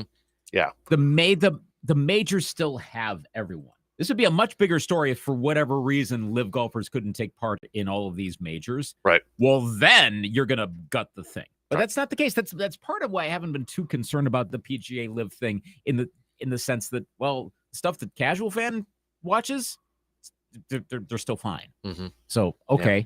So I don't think it's going to be that far off from last year. It feels more seasonal. Like, okay, here we are, mid-April. It's time. Let's go. Let's do the Masters. So I think they'll be okay. Yeah. The Masters and Augusta National, though, aren't immune, if you will, to some of the other trends in the sports world. We've talked about it with the Packers in the Titletown district, right? Another source of income and such. We've seen other stadiums kind of do this. Well, now Augusta, or the Masters, whatever, Augusta National, they've got their newest high-end hospitality venue called Map and Flag is open for business. And apparently the early reviews are positive. A golf industry veteran, according to Golf Week, says it's Augusta. They did it perfectly. First-year deal. You'd think there'd be issues, but no, it works, and my people love it. Golf industry veteran who hosts clients at the Masters every year. Map and Flag is the first and only official Masters hospitality experience outside the gates of Augusta National. Located on the corner of Berkman's and Washington Road, it is a 7-minute walk to access the club's north gate. Sports Business Journal previously reported that weekly passes cost a cool $17,000 each and include access to the hospitality venue as well as a tournament badge. The venue opens daily at 5:30 hour time for valet, shuttle drop-offs, and breakfast services, and closes 1 hour following conclusion of play. Um, Seeing some of the pictures here, yeah, it's amazing. This is from the Masters website, how they describe the new venue, featuring a merchandise shop, inclusive food and beverage with chef-inspired food concepts, an outdoor garden, and more. Map and Flag offers guests a premium Patreon experience to enjoy all the action of the tournament with a level of service only found at the Masters. Yeah. So if you got some extra moolah and you're going down to Augusta National for this, I mean, you can live it up. This is next level stuff here. So they're not just serving pimento cheese sandwiches. It doesn't look like it. Doesn't look like it. I mean, yeah, the outdoor thing, and then yeah, the grill. Holy moly, this place is huge. I mean, the liquor. I mean, the merchandise thing. I mean, it looks as clean as a whistle over here too. So, but hey, I guarantee you, there's a bunch of people hitting it up. Oh, sure. You know, I mean, might as well. Like with anything, ballpark villages and Titletown. It's just what you're saying. It's the same thing with this too. I mean, and as it says here, for years, unauthorized hospitality venues, typically located just outside the gates, have filled the need with corporate sponsors looking for tickets and a place to tend to their guests. The creation of Map and Flag surely is going to impact the secondary market. So, okay, so that's part of it too. Yeah, that they're trying to keep more money within the Augusta National Golf Club. According to one source, the clientele that typically purchases off-site hospitality and tickets were among the first to sign up for the Masters-approved off-site hospitality. What you get from the Masters is 10 times better than being part of some off-site group that's not affiliated and using tickets that aren't theirs. Well, and I mean, no, it also depends on the type of person going to the Masters. If it's me, that's very low on the radar because I just want to experience the tournament. I want to experience the club and all of the history of that. If you're a regular, there are, of course, Masters regulars. They have the money. They either they're members of the club or they find ways to go to the Masters every year. Well, this really is for them. It's kind of like if your first trip to Lambeau, you're not going to want to go to a luxury suite because like you're kind of missing the whole thing. But when you've gone a few times, and if you're not the type that can like afford it, like those of us, like I can't afford a luxury suite, but by now I've gone enough times. I've been fortunate enough to go enough times. By the way, should I retire the fortunate enough to go to Lambeau thing? Because 25 years ago, you were fortunate to go to Lambeau. Now, okay, actually you can get them on wherever. So okay. It's like saying Happy New Year in February. Fine, kind of, yeah. Okay, so I've been to Lambeau enough times. If I'm in a suite, it's okay. It's not like I'm missing the Lambeau experience. Then for those who go to Augusta and have the money to do it, this is for them, and that's fine. And if good, bring it all within. Like I said, bring it all within the golf club. That's good. Mm-hmm. Sure, looks snazzy. Well, I mean, I can't. It's the Masters and it's Augusta National. It will be done really well. Sometimes it looks really good. Then they actually experience it like so. Nah, this will be top notch. Yeah, it's just, and we know when it comes to the Masters and Augusta National, the prices of various items over there. So if you want like a polo or a hat, you got to almost pay. Was it like $60, $70 for a hat?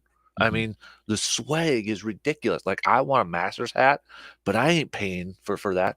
But you know what? That pimento cheese sandwich is only $1.50. That's so cool. Like, it frustrates me because I can't order a pimento cheese sandwich. I can order a hat, but I ain't spending that much money for a hat. It's all about what are the priorities and what will get people upset and what's not. I actually think that between what they do there and I probably coincidentally what they do several hundred miles to the west in Atlanta at Falcons games with the cheap food there. Yep. That concessions are going to be some of the biggest complaints at sporting events. So if you get that cheap, but then the other stuff is really expensive, complaints go way down. Mhm. Not everyone's going to buy a hat, but a lot of people are going to want to be fed. They're going to want to drink something. That's where people get angry. Like, what? I got to spend all this money just so I'm not going to be starving. But a cap, oh, whatever. For some people, it's important. For some people, it's not. Mhm. So that's a smart move on both parts. Yeah. And now at this point, it's been around long enough. In the case of the Masters, they kind of have to keep the price. Like they can't suddenly be charging $16 for a pimento cheese sandwich. No. I mean, that's not going to suddenly stop people from going to the Masters, but why right now? So it's part of the experience. You upcharge elsewhere, people keep coming. A domestic beer at the Masters, if this gives you anybody who's been to a game or any other event, a domestic beer at the Masters is just $5. Gosh, $5. $5. I'll Wow. buy a round if we're at the Masters for $5. Wow. I may not have any money left over after I have to get that ticket, but yeah, $5. Yeah, because the ticket to get in is really, really, really, really, really, really, really, really, Yeah. really expensive. Yeah, $5 for that. I got the menu up here in case you're wondering. So unless you want a fresh brewed tea, that's $2. Soft drinks $2. So okay. Egg salad $1.50, pimento cheese $1.50. I mean, it ain't fancy. It's 2 pieces of bread. You know, Yeah. It's crust is on. It's not cut off for you. Pork barbecue $3. Masters Club is $3. Chicken salad $3. Ham and cheese on rye $3. Classic chickens $3.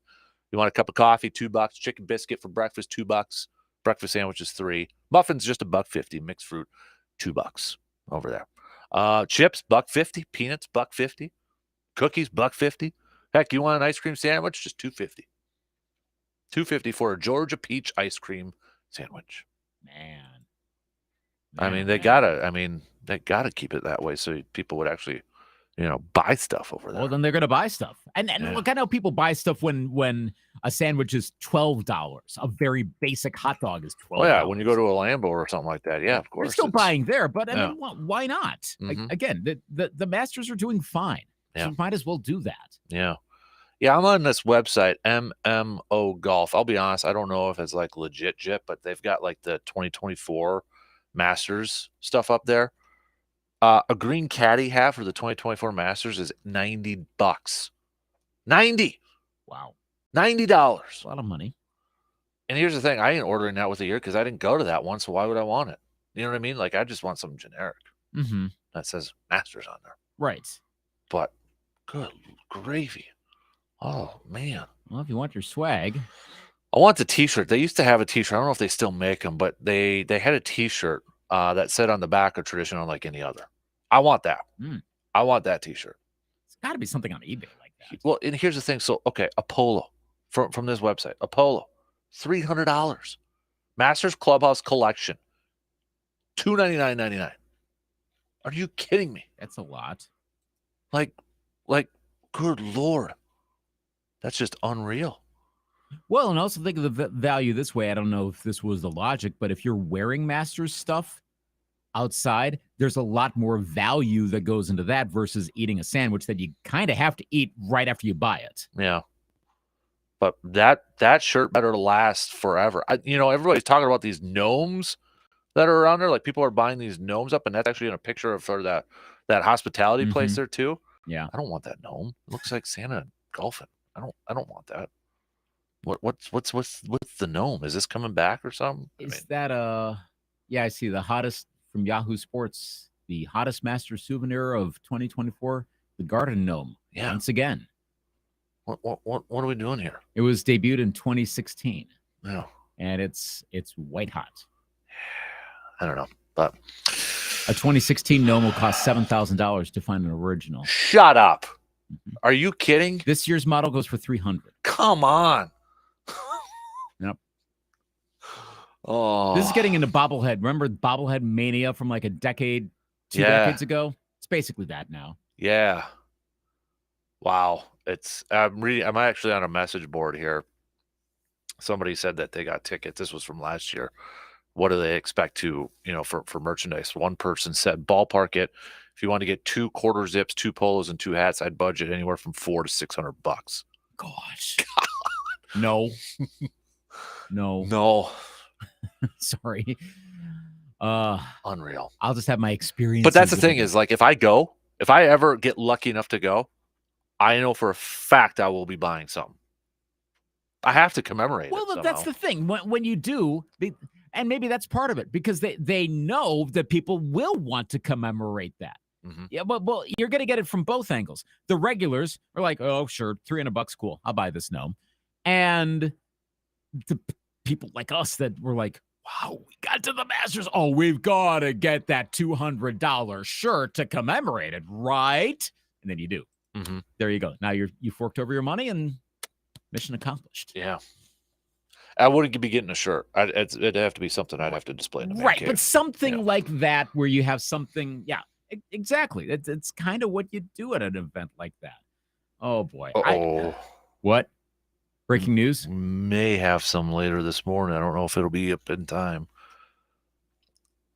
We'll take a break and I'll tell you. Okay. So, all right, we'll do that. That's your business of sports. You're gonna pull a Ryan Seacrest. on us. That's your business of sports. Brought to you by Security Financial Break.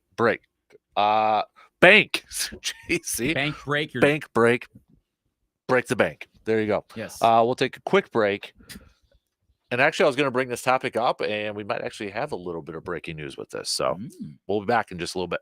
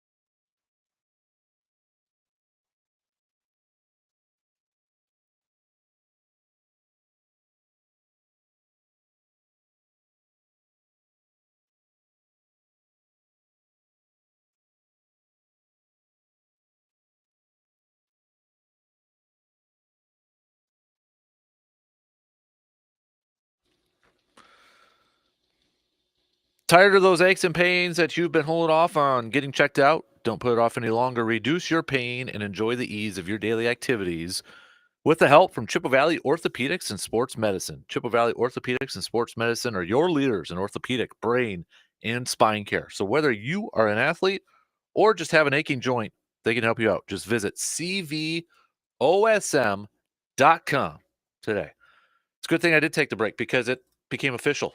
Confirmed. Breaking news, folks. Yep, breaking news. So I was actually going to talk about this, but hey, we got now we actually have it out there.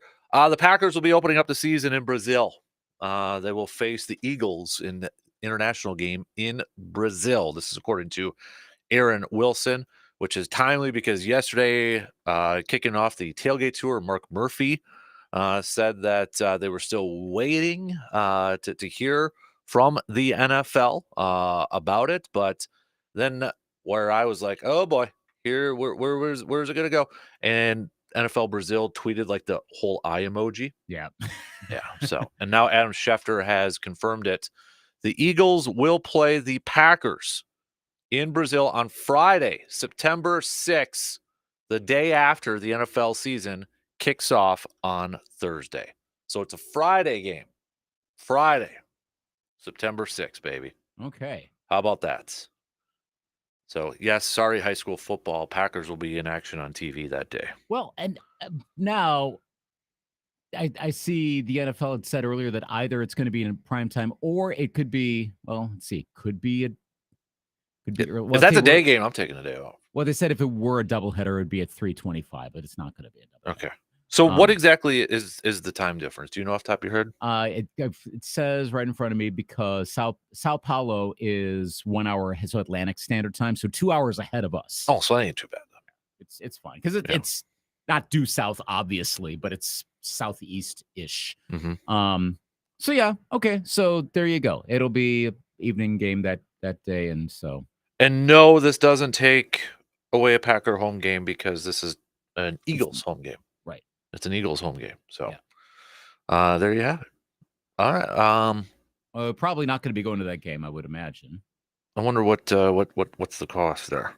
Mark Murphy did say yesterday too that what was his quote? We're either the first or the second most popular team in Brazil. Who's the other one then? Does he know who the other one is? Most popular Brazil NFL team. Let's see, does it say? Is it Eagles?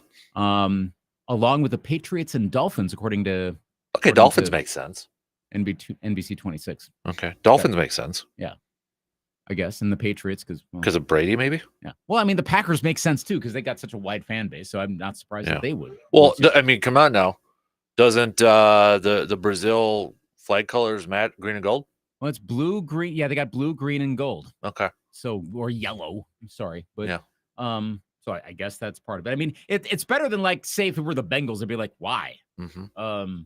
But okay, so there you go. Packers Eagles. Packers Eagles official. Corinthians or Arena Corinthians is where they'll be playing. The stadium's been around for a decade. Have they had a football game there before? Do you know? No. Okay. This is the first NFL game in South America. Okay. Period. We've only had Mexico and Canada and Europe. We've not had something to this level before. I still don't understand, because this was a couple weeks ago. What? Oh, never mind. I read the wrong thing. Go on. Okay. Where they designate different areas of the world, fan bases to those teams. You know what I'm talking about, right? Why does Green Bay not have one yet? I don't know. Like maybe some wanted to market a certain way, and maybe the Packers are like, "Nah, we're not going to get much of a boost out of it." Oh, by the way, this will air exclusively on Peacock.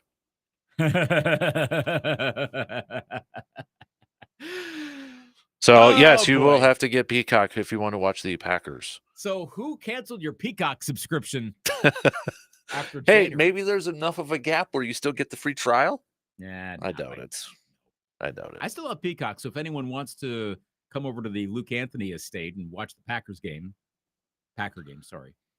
Is it Packers game or Packer game? Okay, that's a topic for another day. I know, like we could go on for 20 minutes on this one. I'm a little wary of opening that one up because Packer game sounds more appropriate, but I think Packers game is correct. I think it's Packers too. Yeah. Like Yeah, you're a it Packers sounds fan weird, or, but are yeah. you a Packer fan or a Packers fan? Okay, well anyway. Yeah. Yeah, come Oh, on. I've had that discussion with many people. Yeah. Come on over, watch the game. I'm not going to be that interested, so y'all can watch. You will too. You're a closet Packers fan. Not. Actually did bring up not for the first time since 1998. I'll be more interested in finding out who the Vikings are forced into drafting Bo Nix or Michael Penix Jr.'s torn ACL. Oh, jeez. Because they blew the. I'm already bracing myself for the NFL draft to not work out well. But Wow, anyway. you're so. Hey, I'm a Vikings fan. I got to be cynical. Come on. Apparently. Until it all works out, it hasn't worked out. Do you think Mark Murphy knew yesterday when he answered that question? Yes. You had to have, right? I mean, come on. Oh, guess what, Mark? You're never going to believe this, but you nailed it. Yeah, because he also said, too, also, this is very important for the league. If we're chosen, we'll gladly go.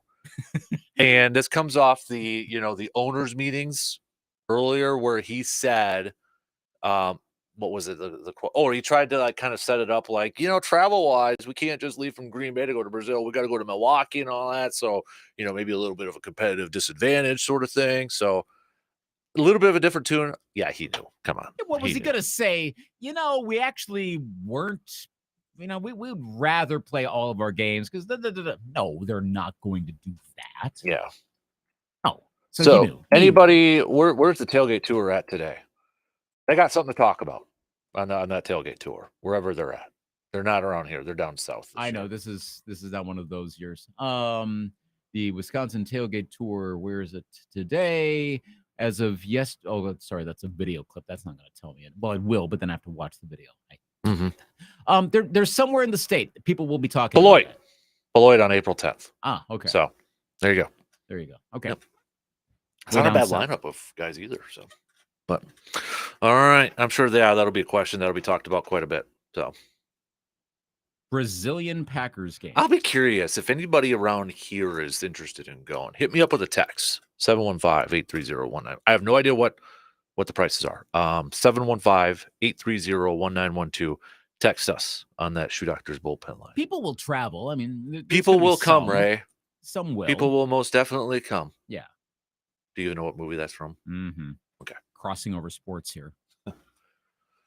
Yeah, Mark Murphy already with a statement. We're looking forward to being a part of this historic matchup against the Eagles. We're excited to play in front of our devoted fans in Brazil and help build upon the international popularity of the NFL and the Packers. Okay. So, cool. There you have it. Would you go if you were suddenly gifted like free tickets? Free tickets? Essentially free. So like maybe there's a little bit of stuff you'd have to spend like it was a vacation, but you're not going to have to spend. Do I have free airfare? Or just free tickets? Say discounted or something. No. Well, because you got issues with travel. Yeah. Can I drive there? Yes. Could I? Okay. You could drive there. It will take a long time. Can I get the Madden Cruiser? I'm kind of like John Madden with this thing. Like give me the RV. Then I'll be good. Then I'll go. We're doing the show live this morning from Costa Rica. Yeah, We're on our way south. If I had that, yeah, I'd go. You're going to get lost in the Amazon. Well, no, I mean, I'd have to have somebody drive. So, if I'm doing a show. They're going to get lost in the Amazon. Yeah. Great. But no, I didn't make it down to the Packers game, but I discovered 5 new species of creatures. One of these days, I will get back on a plane. I have been on a plane. One of these days, I will get back on. Just. Yeah. I don't know. It just doesn't. I'm not too keen on flight, but that's also. So I'm presuming Austin Straubel Airport to Sao Paulo is probably not a thing. So, I mean, now is Mark Murphy going to ask for more funds for the airport now? I'm just kidding. I'm kidding. Hey, maybe they can put the 3rd locker room at the airport. Yeah. Just saying. That's a whole ordeal now, too. Got a whole Jeez solution. Louise. They tabled that. The Packers board tabled that. You read that? Yeah. So, okay, what's Business of Sports Part 2? Yeah. Why? Why they tabled or why they want a 3rd locker? No, I know the locker because that's what other facilities have. They have multiple locker rooms. The Packers don't. It's to allow for. I get. For example, the Packers' home locker room is open all year long, so they don't have. So like when there's a college football game there, they have to use the gym as another locker room. They don't allow a team to use the Packers locker room. Mhm. So that's why they want a third locker room so they can continue to have football games and maybe even soccer games over there instead of setting up the gymnasium for another locker room. Yeah. So, but they tabled it. Apparently, one of the things is that some of the board members said they want to see what other stadiums do if they have third locker rooms, which I mean, if that's it, okay, but then do something about it soon once you've done your research. And so I guess my question is, if they don't, you're going to say no. Then I mean, I don't know. I mean, Well, if the and- players want their own locker rooms, and it's a year-round thing, shouldn't the players get the first dibs on it? I don't know. They probably should. I know that's becoming more of a thing of like it's personalizing versus just metal. Right. But also, what are the Packers going to do about it? That's the one place where you can. And again, I keep bringing up his name because he's the one guy that's going to muckrake on this, Florio. I thank gosh he hasn't done the whole. Well, the NFL could change their bylaws to have one owner, and maybe then they could move. And like, Oh, jeez. which that could have. He hasn't brought that up. That could happen, but he did say, "Oh, maybe at some point the Packers decide to build another stadium in Green Bay, and then they'd be able to have their third locker room." They build another stadium. I'm like, I mean, yes, they could, and yeah, then they wouldn't have to ask the board because then they control it. But under what scenario are the Packers building a different Lambeau Field in Green Bay? They're gonna build it at Old City Stadium. Tear down the high school. Yep. Build a right in the downtown. Where there we go. Yeah, that. Wow. Gosh, no, I mean this is just leverage and other stuff, and it will get figured out. By the way, best depart. I just looked this up in May and June. Just did the basic Google from Milwaukee to Sao Paulo round trip about just over $1,000. That's not too bad, is it? That's a round trip. Okay. And I don't know. I don't fly enough. To I don't know what if that's a good deal are. or not. Yeah. But yeah. I'd still rather have the cruiser. Yeah, that would be more fun. Then I could see the rest of the south of the country. The furthest south, I hate to admit this, the furthest south I've ever been is Iowa or Chicago, depending on where the line is. Wow. Yeah. I'm sorry. I've been way further south than you. Let's not talk about how far west I've been now. Okay? Yeah, that's also not far. That's not that far. Yeah. Nope. Now I've been to the East Coast. And that was the one time I did fly on a plane. Yeah. But yeah. You got to fund like a Dan travels the country sort of thing. Well, I would. Yeah. I want to go to different games at different stadiums. And right. There was there's a book that I just found on Amazon, and I read it when I was 16. It was called Dodger Dogs and Fenway Franks. And it was a book from the late 80s. And a guy, this was one of the first times I thought I could go on a ballpark tour. So I read it in 1994. So it was 6 years old. At this point, it's mostly stadiums that don't exist. But it was a guy that spent a month. He was probably one of the first people to do the ballpark tour. He just went out on his own and he wrote a book about it. And it was one of the most enlightening things as a 16-year-old. Like, what do they have at all these stadiums? And ever since then, I've thought that would be so cool. And of course, people have done that a bunch. You should find some way to do that. Drive across the country, go to latitudes and longitudes you've never been to before. Mm-hmm. Dan goes to a whole bunch of sports venues. Well, that almost sounds like my sort of thing, going to a whole bunch of stadiums. Mine would have to be historical ones. Yeah. By the way, speaking of locations, I've mentioned before, I think I mentioned before on the Baseball Tonight podcast the past few years, they've had Todd Radom on, had him on the show here, where he does like every week he would talk about a ballpark or talk about like a forgotten franchise. This year, the theme, and this is every Friday podcast, it's called The Ballpark and Beyond. It's about a historic baseball location. It's not in the stadium. Like the first one this past Friday was the First Sports Bar in Boston. Nice. And the history of that and how it tied in with the Bean Eaters and all of that sort of stuff. So I'm sure there's going to be maybe something Wisconsin, who knows? But that for those that are a little more history minded, the Friday Baseball Tonight podcast this year, the segment towards the end with Todd Radom is probably going to be a must listen. And it's a lot of those off the beaten path sort of things would be probably especially up your alley. You know, like the Packer, what's the name of the tour in the Heritage Trail? Yes, that stuff like that. You're in the logos and such. Really quick before we got to take our break. Hardcore. Did you see the logo for this Brazil game? I think I brushed by it. So let's see. I'm gonna quick scroll. It goes with the whole Super Bowl conspiracy theory logo. I'm seeing the Packers like poster.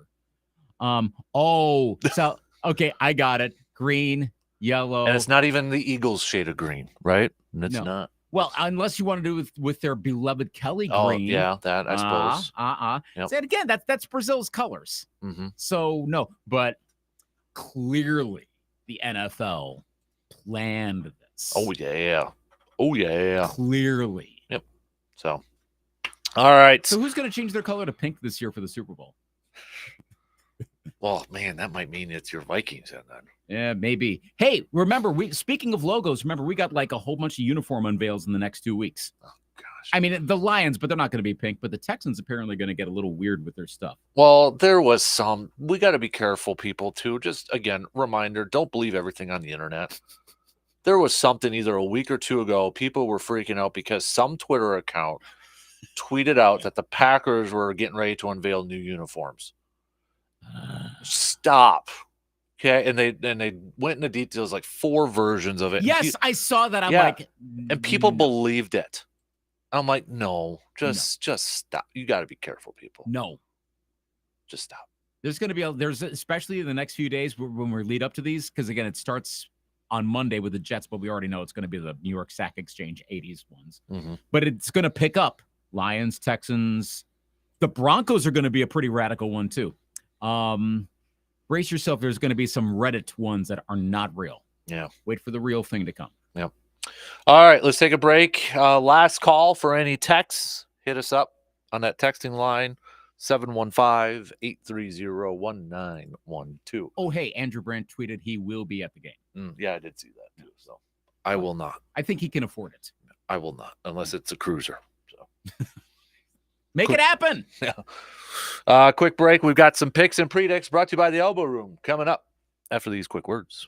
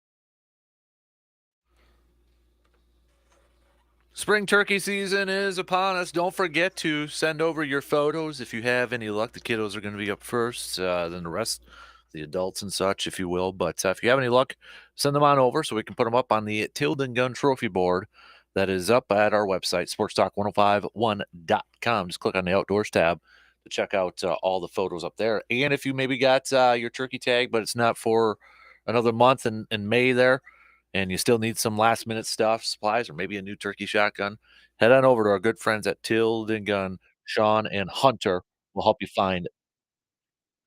Best of luck and be safe in the outdoors. Let's do a little picks and predicts time brought to you by the Elbow Room. Don't forget Wednesday nights now. Trivia nights over there at the Elbow Room, located right next to the Pambury Place. So while you're dominating in the trivia game, you can enjoy a nice crisp pancake bites. I'll start off here, Lucas.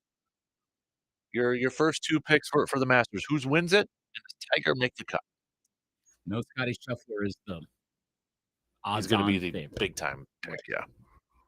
Only because I saw that he's had a little bit of success, and I feel like this is one of these years where someone else comes up, but I'm not going to do the whole like this golfer we've never heard of, because there'll be someone that's in that role. Dustin Johnson. Oh, you got to go Dustin Johnson. Yeah, I'm going to go Dustin Johnson. One of those names that it's like, okay, kind of know him. Had a little he bit did of luck. win the Masters in the COVID year, so So maybe he's got a second one there. So I'm going to go Dustin Johnson. yucky. No, sorry. What was his food? What? His his meal. Masters dinner. Yeah, where was that? So I'll bring this up. Dustin Johnson's from a few years ago was pigs in a blanket and lobster and corn fritters for the appetizer. Pigs in a blanket. Okay. The first course was house or Caesar salad. The family style sides of mashed potatoes and spring vegetables. Main course filet mignon and miso marinated sea bass. Dessert was peach cobbler and apple pie with vanilla ice cream. His main course was Caesar salad. Oh no, that was the first course. Oh, first course. Okay. First course. Got it. That's your Dustin Johnson. I mean, he's from South Carolina, so this is very southern. Boy, he didn't have pulled pork then. He didn't. Come on, dude. Somebody from Kansas City needs to win it and get some barbecue. Yeah. Start rooting for people based on where they're from because of we're not even the ones eating it. That's the thing. It's so ridiculous. But start rooting for someone from Chicago so we can get like deep dish pizza and stuff like that. Has anybody done pizza? That's a good one. Probably at some point. Okay, does Tiger make the cut? No. You such a hater. First of all, you're picking a live tour guy. Yes. And now you're not even picking Tiger to break the cut streak, break Freddie Couples' record for the Masters cut streak. Okay, wait. Let me think about it. Oh, now you're gonna change. No, okay. So how's he done? I've been again kind of sort of paying attention. I know you're Tiger stands, so I shouldn't really be asking you, but how's he been doing so far? I mean, he hasn't played. The one that he did, he got like food poisoning. And that's the problem. I barely heard of him because he's not playing much. So I'm going to say no. He'll come close, but no. How dare you? I mean, at some point, we're going to have hologram Tiger Woods out there. Like, he's not going to keep doing this forever. No, he will. He Forever? will. Yes. Like, forever. 146-year-old Tiger Woods? Forever. Oh, boy. Do you have that Masters menu up? Yes. Does it have Ben Hogan's on there, the first one? No, it only goes back to 2000. That's dumb. I want to. I should say that I'm going by the ESPN article. Okay. So I'm sure there are other ones that go. Let's see, Masters Champions Dinner, Ben Hogan. Yeah, I want to know what was the first one. What did they have in 1952? Oh, like golf.com has how it started, best meals, et cetera, et cetera. Now, do they have Ben Hogan? Let's see. He was the host of the inaugural dinner. I mean, I got it from '86. The golf one, golf.com goes back to the 90s. Let's see, golf. You want to know what Bernard Longer's was in 1986? Oh, what? Wiener Schnitzel. Wiener Schnitzel, yeah. Let's see. Yeah, Tigers in '98, cheeseburgers, chicken sandwiches, French fries, and milkshakes. that doesn't tell you that's a 19, 20-year-old. I don't know what does. I'm not seeing immediately. I'm gonna have to look this up here. The Golf Digest story has a lot on Ben Hogan, but I'm not seeing what was the menu at that. By the way, on a side note, if you're gonna drive back and forth to Brazil, about $3,000 in gasoline. Okay.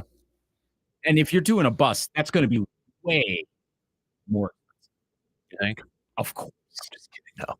ridiculously so. Yeah, we don't have any. Today's golfer doesn't have anything before that, so maybe we'll never know what was served to that woman. Yeah. Somebody's gotta know that. Somebody has to know that. I What? mean, even, like, the Masters website says Masters 101 Champions there, and I don't even think they have it on there. No. For crying out loud. Oh, right here. There's no record of what Ben Hogan chose for the first gathering of the Masters Club, but there is documentation of the evening in the form of a formal dinner invitation from him to Clifford Roberts. In that letter, Hogan said, "It's my wish to invite all the Masters champions who are gonna be here, plus Bob Jones and Cliff Roberts." Alright, so that's right off the Masters website. Okay. How does the Masters not know what the first dinner was? Is there a Masters? Is there like a Cliff Crystal for the Masters? There's probably boatloads of those out there, Someone's so gotta know this somewhere. They can. I mean, I'm looking at the pictures. There's clearly some wine. well, yeah. Okay, really quick. Brewers, do they win today or not? It's the pitching matchup again. What Wade Miley is getting his first start, but it's probably gonna be a very short start. and going up again. I gotta bring it up here. I'm bringing up the scores. 2. I'm guessing there will be runs scored, unless they're exhausted at this point. Okay, so it's Hunter Green going Reds. That's the same. Yeah, I'll go with the Reds too. Bucks, without Giannis, do they beat the Magic tonight? Final home game of the regular season. Gosh, we're already there. No, No? no. Okay. So they're not covering because I'm guessing the Bucks are the favorites.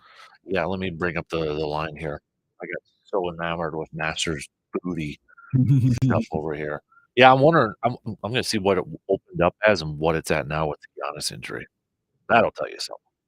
What Vegas, like how Yeah. big of a gap that was. So, okay, Wednesday. Oh, Minnesota at Denver, big one for you tonight. That is actually pretty significant in terms of seeding. Yep.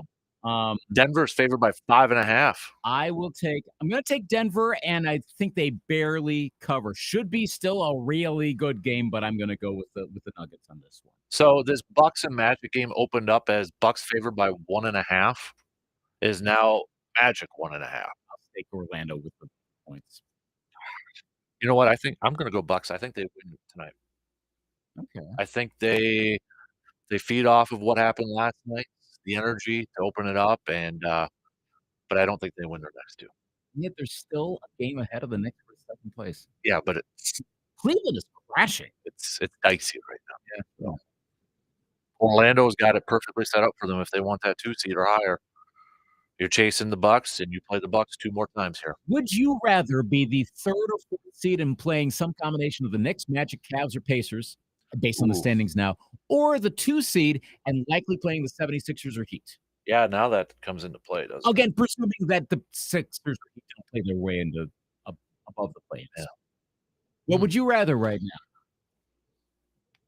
Probably that 4 or 5, but then I might not have a home series in the second round. So Dankin for Magic? yeah, I don't know. So Yeah.